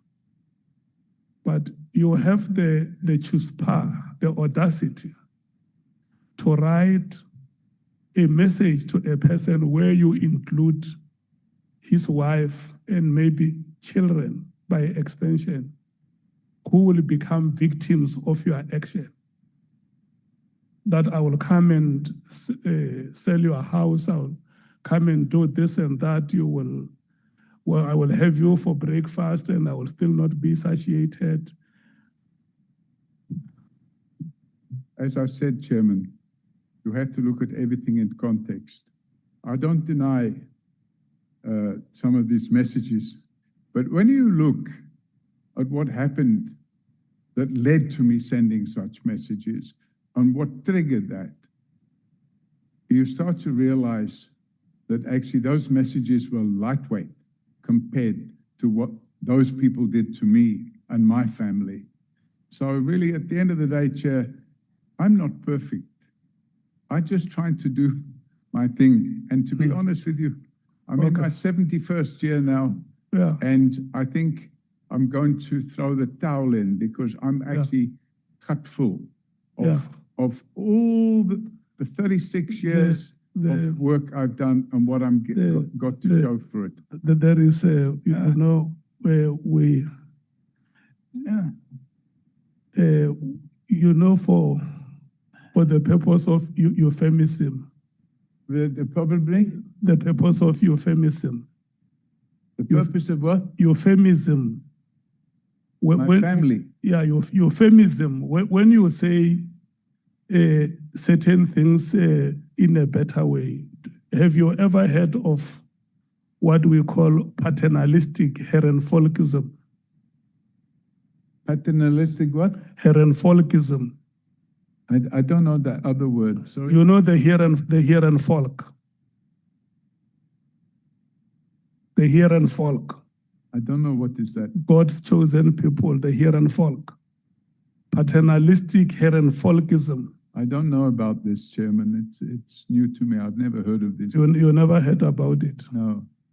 Yes, it's an esoteric concept that is used to describe how the past where we come from, how white people regarded the blacks in this country as helpless people who do not know anything that they can do, anything knowledge, anything innovation, anything prosperity is white. Yeah, no, I cannot possibly agree with that principle. And in fact, we've gone out of our way, me personally, to help people that are poor, and they're not white people, to help them to educate their children, to help them provide lighting in their homes at night with solar panels and a light inside, to help them have ablutionary facilities, to put on parties for their children. I can send you all the pictures. And when you see, we hire face painters, and we have and we get Father Christmas, by the way. We bring a black Father Christmas because I didn't want them to have a white Father Christmas, and we're handing out appropriate presents for those small, poor children. So if you saw some of that, you will say, wow, that's not. My last question to you would be, the director of public prosecutions in a country, either in Ireland or in UK or in South Africa, who sees the messages that you send to a prosecutor, or a minister of police who sees the messages that you send to their generals or to their police officers, or a president of a country who see those messages that you send to the people who serve in the government which they lead? What should be their attitude towards such messages? Well, Chair, it's like anything else. You have to exercise the audi alteram partem principle, and you need to take these things in context with the big picture. You cannot just say, okay, let's just analyze these messages. You have to look at what triggered that. What happened before that? What happened after it? And I'm saying, Chairman, that the audi alteram partem principle must apply, because if it doesn't apply, then you have a kangaroo court. And, yes. and that cannot be allowed. Yes, so maybe your last comment should be to this. If at the end their conclusion is that you are a bellicose agent provocateur, what will be your comment? My comment would be, it's very disappointing that you have arrived at that conclusion, because it fails to recognize the truth. And when you have people parading before you who haven't been properly interrogated, who haven't been able to actually, if I was able to cross-examine some of those people, I would have actually been able to expose their lies. But it is what it is. It's not a court of law. It's a parliamentary ad hoc committee. And I guess at the end of the day, I expect that somebody on your committee will find me guilty of treason and have me executed and hung at dawn. But the reality is, Chairman, I've been a loyal citizen to this country since I came here. So I thank you for giving me the opportunity to address your committee. And you still maintain by the oath you took that all the evidence you have given here is truthful? That is correct, Chairman. Thank you. Advocate Aronson. Maybe before, can I check Honorable Skosan? Chair, I just wanted to remind you as well that when we left the other chamber, there's matters which are outstanding, and you said you're going to give us. Yeah, no, you will comment on those matters. We must finish this part. Thank you. Advocate Aronson or Advocate Mkhwanazi? Thank you, Chairperson. Chairperson, a number of the questions that we had have been covered. We're just going to wrap up with this last section, probably 3 questions. Okay. Mr. Sullivan. Are you sure it's 3 questions? Yeah, I've got them here. It's just, Okay. yeah. What we've been doing, Chairperson, it's not asking questions for the sake of asking. It's looking at Mr. O'Sullivan's affidavit and seeing that his evidence is fully covered. So these 3 sections just speak to that questions, but everything else has been covered. Mr. Sullivan, do you need a comfort break? No, I'm in a lot of pain. The comfort break isn't going to help. We've reached a stage where I'm in a lot of pain, Chairman. So if we can just do the questions quickly, I will sustain. You see, let me tell you, the whispers that I got from my members, which are informal, is that you need to allow Advocate Mkhwanazi to ask you. I will allow those questions because let me tell you, if you leave without her having asked you those questions, it will appear like there is something that you are running away from. I'm not running away, Chairman. Yeah. I'm just in a lot of pain, and I ask if we can move on quickly. We sympathize with you. We are human. We know the values of compassion and solidarity, and we very much respect you as an elder. Yeah, let's run very quickly, Advocate Mkhwanazi. Can we run quickly? Chair, if you need to move to the next item. Run with the questions.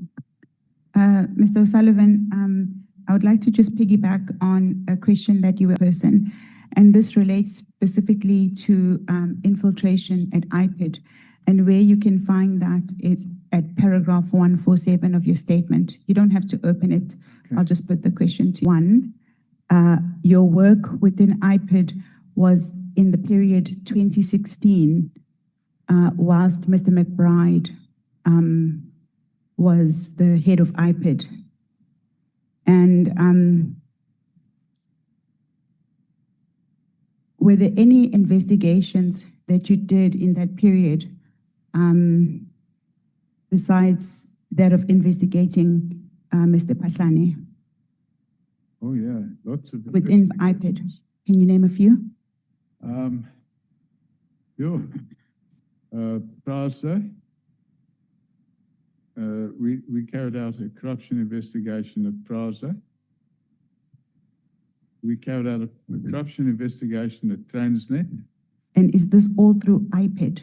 IPID, no. That had nothing to do with IPID. I'm asking specifically about IPID. Oh, sorry. Yes, sorry. So it's the question that I'm asking is in relation to infiltration at IPID. Yeah. And in your statement, you deal at length with the investigation that you conducted with investigators from IPID. Yes. And the only example you give is in relation to General Pahlani. That's the My question I have is there any other investigation that you conducted? No, was it IPID? So it's only General. Okay, thank you. I'm covered. The second question then relates to after Mr. McBride left IPID, he testified that he left in 2019. And a lot of your testimony had to do with that you assist in investigations where there's political corruption. Did you conduct any investigations with the new head of IPID after Mr. McBride left? No, Chairman. So you've never done any other work? It was only limited to the period with Mr. McBride? Not the whole period of Mr. McBride, but that period pertaining to the General Pashlani investigation. Okay, we'll cover it. And then the next question that I have is, one of the things that you looked at in your investigations at IPID was a contract that had to do with a grabber or spyware. I wasn't involved in that. I never had anything to do with You didn't look at that contract? No, I had nothing to do with that or the contract. I knew nothing about it. Okay. You testified that you were aware that there was a grabber that was to be purchased. You're talking about the 45 million rand? Yes, indeed. Yeah, I got that from the newspaper. Yes, I'm saying that you also looked into that. You looked into that contract. No. You did not. Never saw the contract, never knew anything about it. Okay. My follow-up question would have been, did you also look at the contract where General Sibiya purchased spyware for the city of Johannesburg? Never had anything, no knowledge of that except until I heard it in the media. Okay. The third issue has to do with the Mabula team. Yesterday, Advocate Mashugha testified that it is common that when a senior official is being investigated or is conducting an investigation that relates to them, that they would use investigators from a different province. General Musikidi also confirmed that juniors don't investigate seniors within the rank. So my question around the Mabula team is, you say that it was unlawful for the Mabula team to do the investigation on behalf of General Pahlani regarding his Sable Hills home. And the two generals, the general that testified, as well as the advocate who's in Mashugha, they both testified that there's nothing uncommon about that. That is exactly what happens. You assemble a team from a different province because of the sensitivity of that investigation. Do you have any comment to that? Well, I think it's possible, but my comment wasn't about where they were from. It's about what they actually did. And they went out with a counter investigation. So they were only set out to stop the investigation into General Pahlani. That was their only purpose in life. And in order to do that, they targeted everybody that was involved in the investigation. However, what they were dealing with was in relation to your investigations at General Pahlani's house. So it was very related. It was not remote. So I made the point, Chairman, that they created a fictitious story that there was a threat to a security, and that's what launched the investigation. It later transpired there was no threat to the security, and in fact, a report had been issued that there was no threat to the security. So what they were really doing was a counter investigation aimed at destabilizing the investigation against General Pahlani. And unfortunately, they succeeded because he wasn't eventually prosecuted on that. He was prosecuted on some other cases which we had nothing to do with. Okay.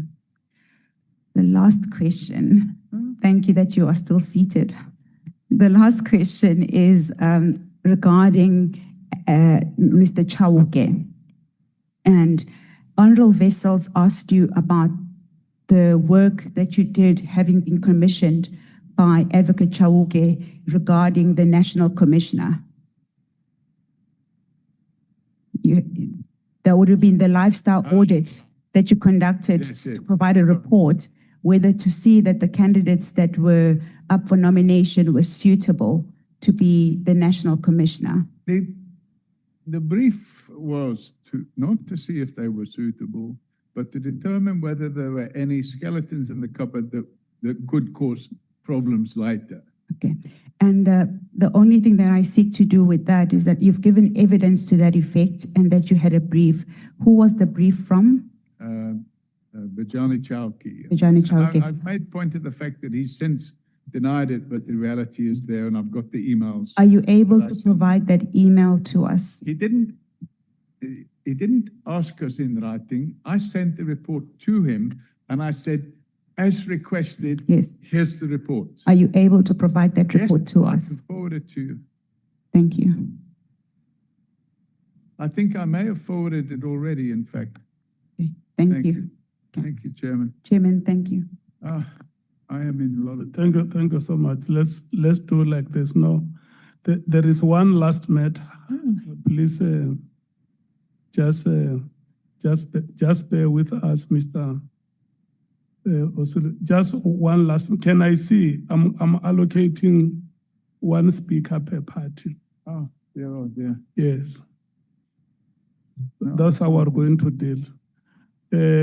Can I see if you want to, because listen, honorable members, Mr. Paul O Sullivan has sent us his apology about. I'm in a lot of pain, Chairman. I see yeah. a serious amount of pain. Yeah, no, we agree with you.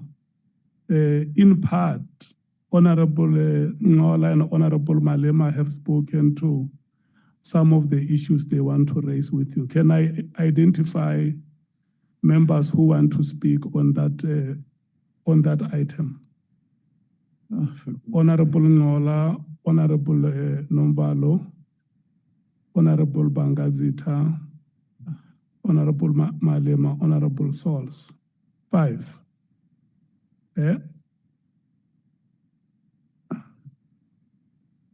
Yeah, one member per party. No, less than 5 minutes. You can't go beyond 5 minutes. We still have another witness who is coming.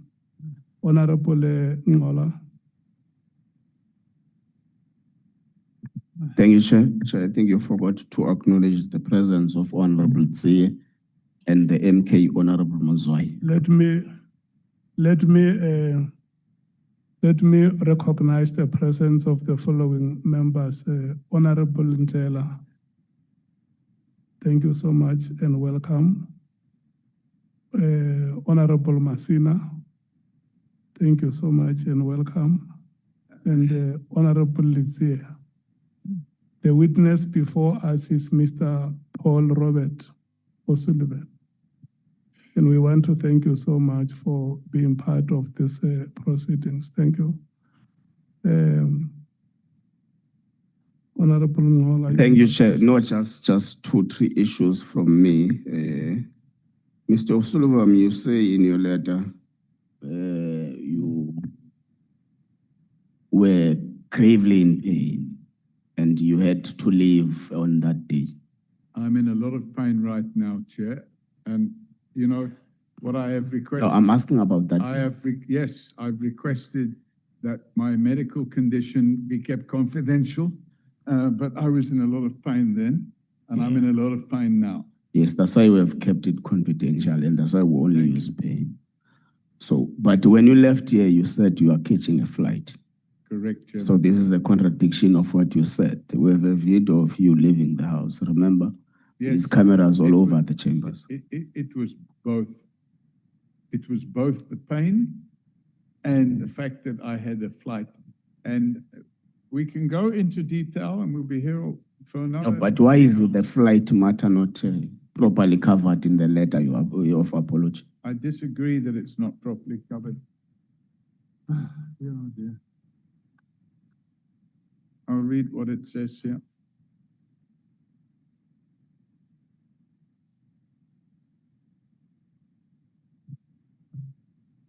Matter of timing. This is on page 5 of the letter. Following on from the above, I place below the following extracts of the transcription of the discussions at the committee concerning my agreed departure time. And the chairman states, honourable members, this is Mr. Robert Paul O Sullivan, who's going to be with us from now until 1 o'clock. And then he carries on with some other stuff and he says, we'll hand over to legal counsel to conclude with Mr. Paul O Sullivan, and then we will release him at 1 o'clock.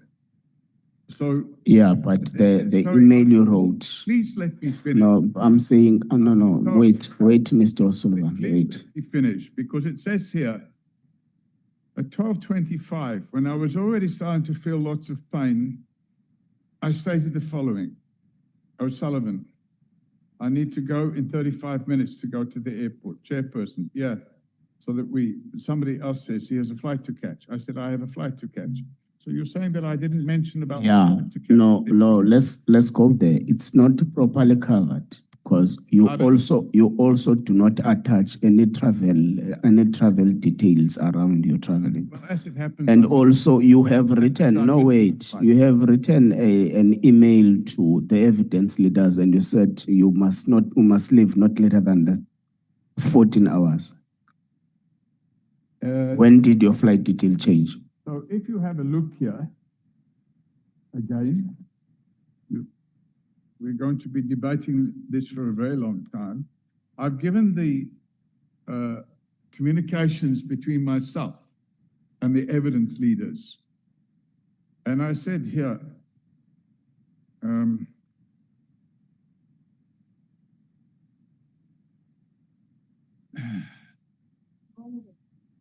good morning. And this is now the message I sent to the evidence leaders on the 26th. Good morning. And the good news is that I managed to get a few hours sleep and I will see you at 0900. I need to leave no later than 1400 for the airport. Exactly. Let me finish, please. Underneath that, I said NB. There was a typo in that message. It should have read that I needed to be at the airport by 1400, which would have meant leaving by 1300. No, it is my take that the typo explanation. Mr. O'Sullivan, you know you have been reprimanded since this morning that you don't have to shout. I know, I'm just in a little pain, Chairman. Yeah, we understand, but just for you to say it the way you have said it now. I'm sorry. Apologize. Look at him I'm in sorry. the eye and apologize. Look at me, please. I am sorry. Thank you. Is your last minute? Yeah, it's my last point, Chair. Look, my view is that this apology is just a damage control for the mess you have caused for yourself, because even the pain you are talking about, you'll recall that in the first appearance, we had allowed you to go because you were in pain.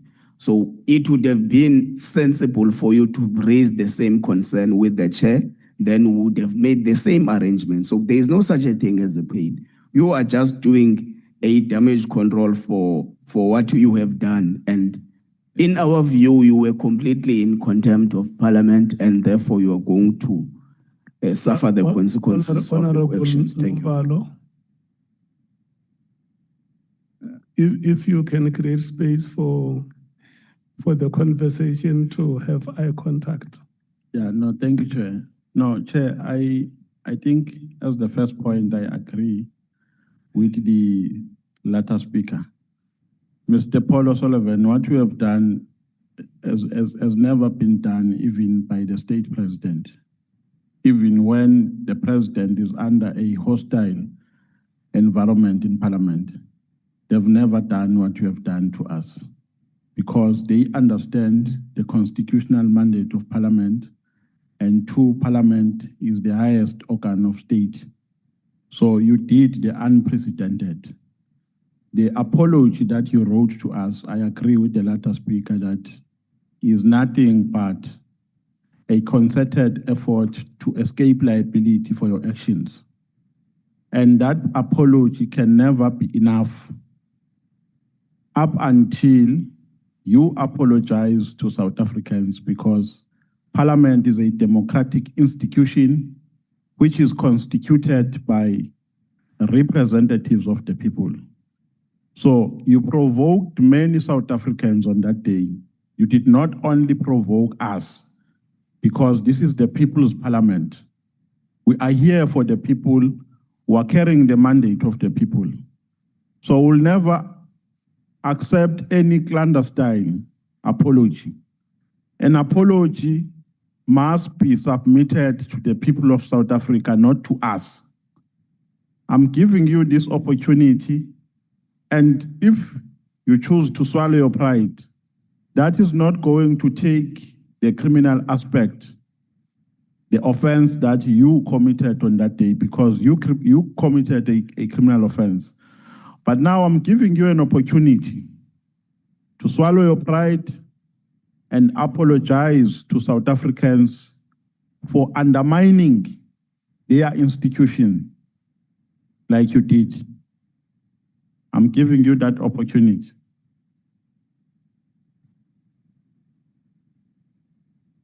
Chairman, I made the apology in writing. I've read out that aspect of it this morning. I'm happy to say that I apologize to the whole country, not for undermining Parliament, but for leaving at the time I did and in the manner in which I did. But I do not believe, despite your assertion to the contrary, that I committed any offense. And that's it in a nutshell. No, I think you have done what I've requested you to do. For your previous appearance, how much did you claim from Parliament? Pardon? For your previous appearance, I think you are appearing for the third time now, correct? Yes. For the previous appearances, have you claimed for the recent appearance? I've not claimed. I only claimed for the first appearance. For the first appearance, how much did you claim from Parliament? I think it's about 80,000 Rand. For one appearance? No, that was for 2 days, 3 nights in a hotel during Indaba Week. Indaba Week, Chairman, there were no hotels available. So in order for me to be at this Parliament, I had to book the only hotel that was available. And it's not a 6-star or 9-star or whatever hotel, it's a 3-star hotel. And they had 2 empty rooms, and I grabbed those 2 empty rooms. And they were 10,000 Rand per night, per room. That amount must never be paid to you from the taxpayers' money. There must be a minimum amount, and you must never receive any special treatment. The same amount that has been paid to the previous witnesses who have appeared here must be paid to you. In fact, you must be paid the lowest amount. Your amount must be rated in accordance with the lowest amount that has been paid to previous witnesses. You were not coming to a honeymoon here. You were coming to Parliament to assist our investigation. So we're going to write to the Speaker that no amount of 80,000 should be paid to you. Thank you very much. Honorable Malema. No, thank you very much, Chairperson. Mr. O'Sullivan, I don't think that, like the previous speakers, your apology is really genuine. Because after you left here, you went to media houses and said you'll only come back here if we stop calling you a sellout, a thug, a spy, and all manner of things. And that was after you left, where you had an opportunity to self-reflect. You didn't do that. And I don't blame you. It is in the nature of who you are, a typical white male who feels is superior than the rest of us. And you displayed it here the same way you displayed it every day, the same way your subjects and targets for investigations in their majority were black males in the senior positions, because we have no regard for black people. And you looked at us here and said, no, none of these people is going to tell me anything. And that's what makes the allegations that we wanted to overthrow the state more legitimate. Because what you did that day was to overthrow the legitimacy of Parliament. You were eroding the authority of Parliament. And had we not taken a firm stand, this Parliament was going to be rendered useless and toothless because of you. And if this Parliament is not going to act on you so that no molecule after you comes to repeat what you did, no one must ever, ever come to this Parliament and behave the way you behaved. And we can only do that if we act on you and act on a white male who behaves like he's untouchable. Then everybody else will know that that Parliament will bite you if you go there and undermine it. And with those few remarks, Chair, the EFF reject your apology. It's not an apology. It's an afterthought of a racist that wanted to undermine the authority of a democratic institution called Parliament. And you wanted to erode its authority, and you successfully failed. Because we'll never allow that. We're not going to allow that the white males must continue to do what they've been doing previously during apartheid government.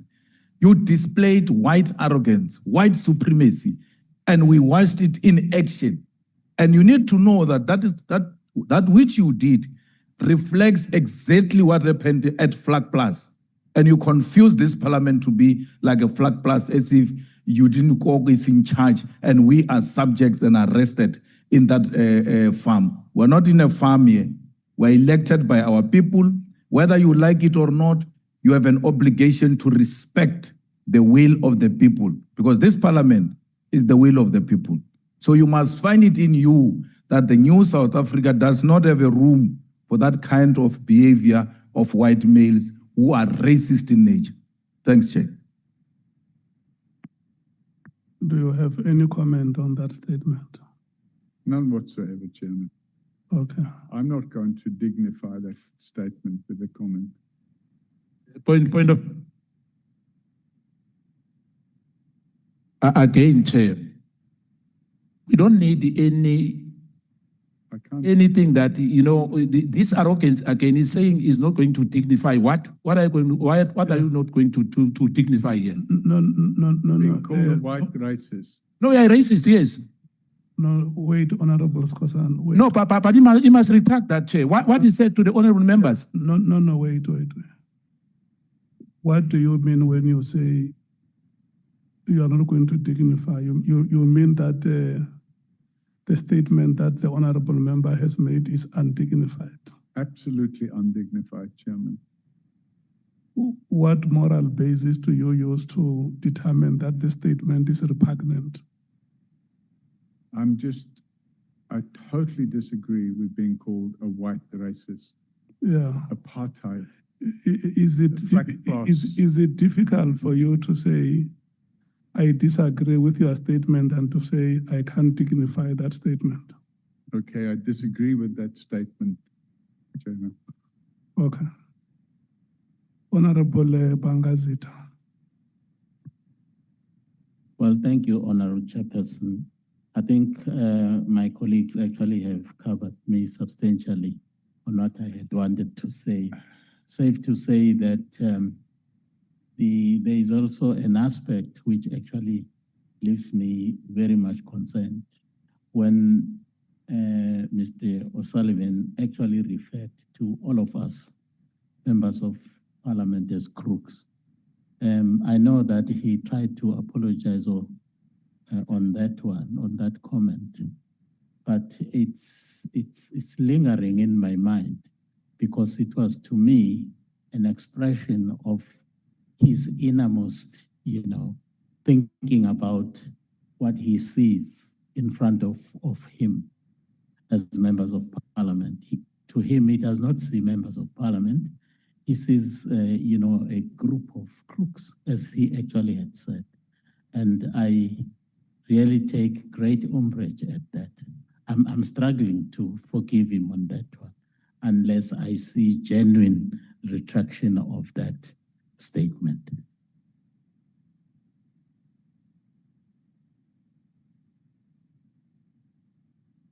What is the recourse you are seeking, Bangazita, from the witness?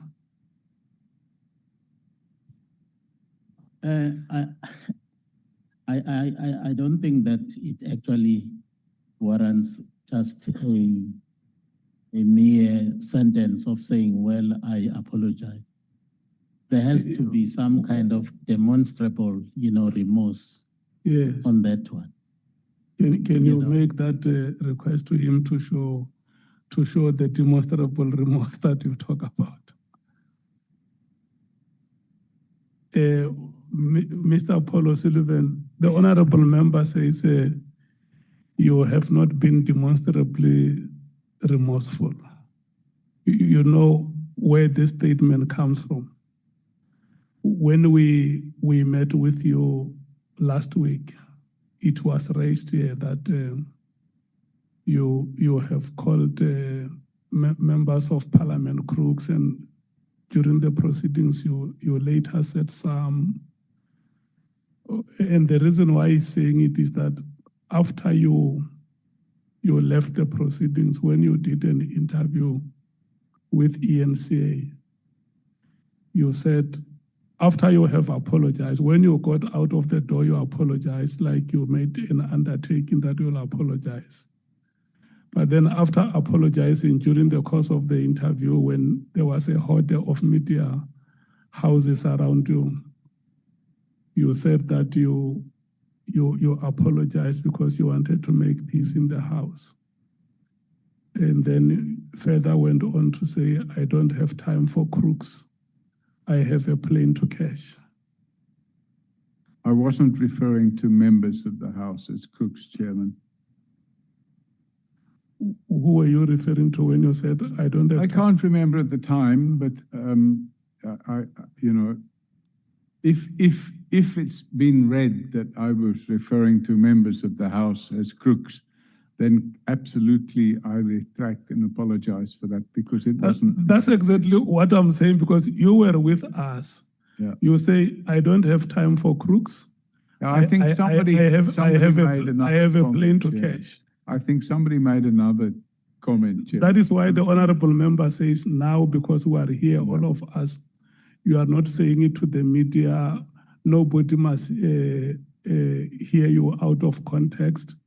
You just look at them and say, Honorable Souls, Honorable Malema, Honorable Mattheys, Honorable Mwango, up to Honorable Sokanyile. Here you say, I want to apologize for those statements, because he says there is no demonstrable remorse. Chairman,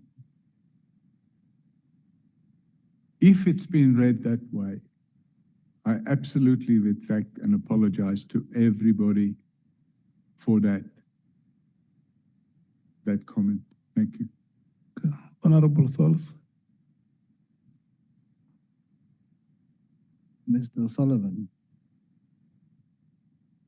when you walked out in the last meeting, was obviously very disappointing.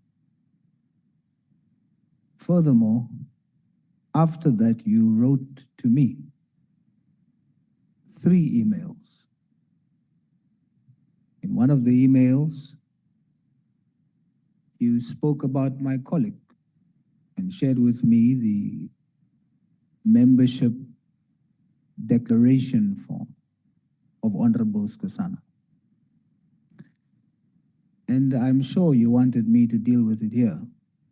Secondly, you shared with me, you praised me, and then you shared with me you joined the ANC and left when President Zuma became president. And then you joined the Democratic Alliance, and you're no longer sure about them, so you're choosing to vote for the mighty Patriotic Alliance. Now, the reason why I never responded to you is because I wanted to do it face to face. I wanted to let you understand. The reason why I didn't respond to you was 2 things. One, I wanted to preserve the integrity of this committee and show you that even us has integrity. 2, I wanted to show you that I'm a little Busman boy that doesn't need affirmation from anybody. And I'm not doing what I'm doing for claps. Mr. O'Sullivan,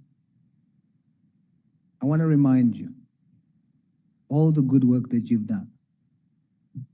Your arrogance and display of arrogance takes away from the focus on what you really do. But it's your choice. I urge you again, put your breastplate of righteousness in place. I leave you with this scripture. Pride comes before the fall.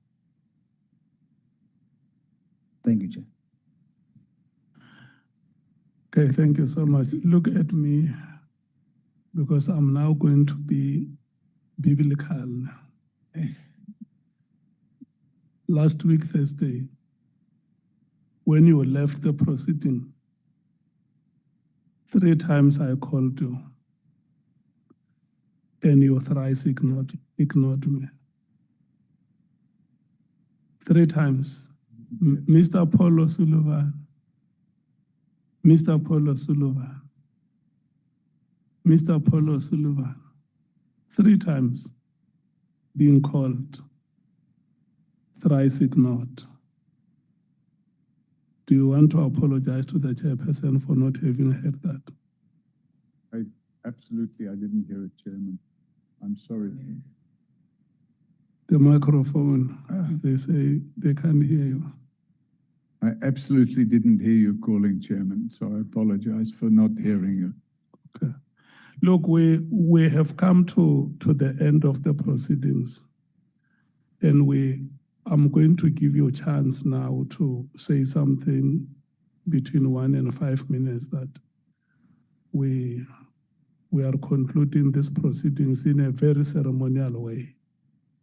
And I want to hear what is your feeling. What is my what? Your sentiment. My sentiment, Chairman. Yeah, what is it that, I mean, from the first day you came here, remember before you came here, there was a lot of furor between you and us. Hey, I will not come there, I will not appear before this and that. So now we are at the end of the proceeding. We have had 4 days with you. And today we have an opportunity to conclude the proceedings the way we are doing now. And it will only be fair.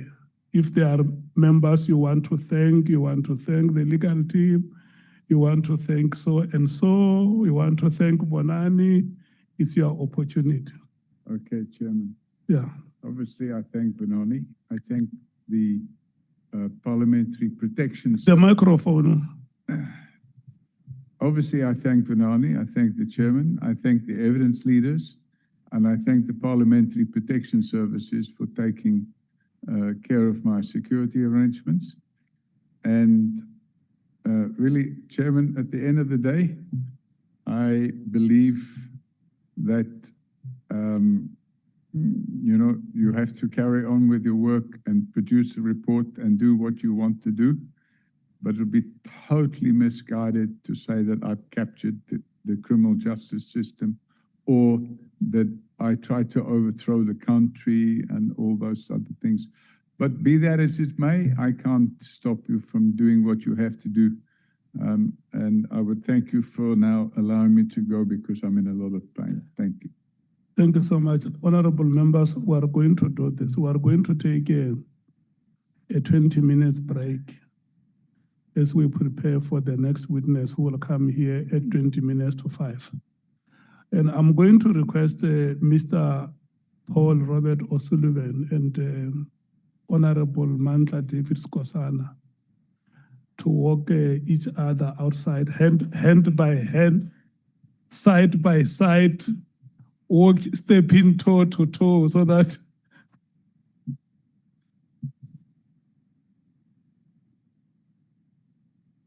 the Honorable Skosana. Yeah. Thank you so much.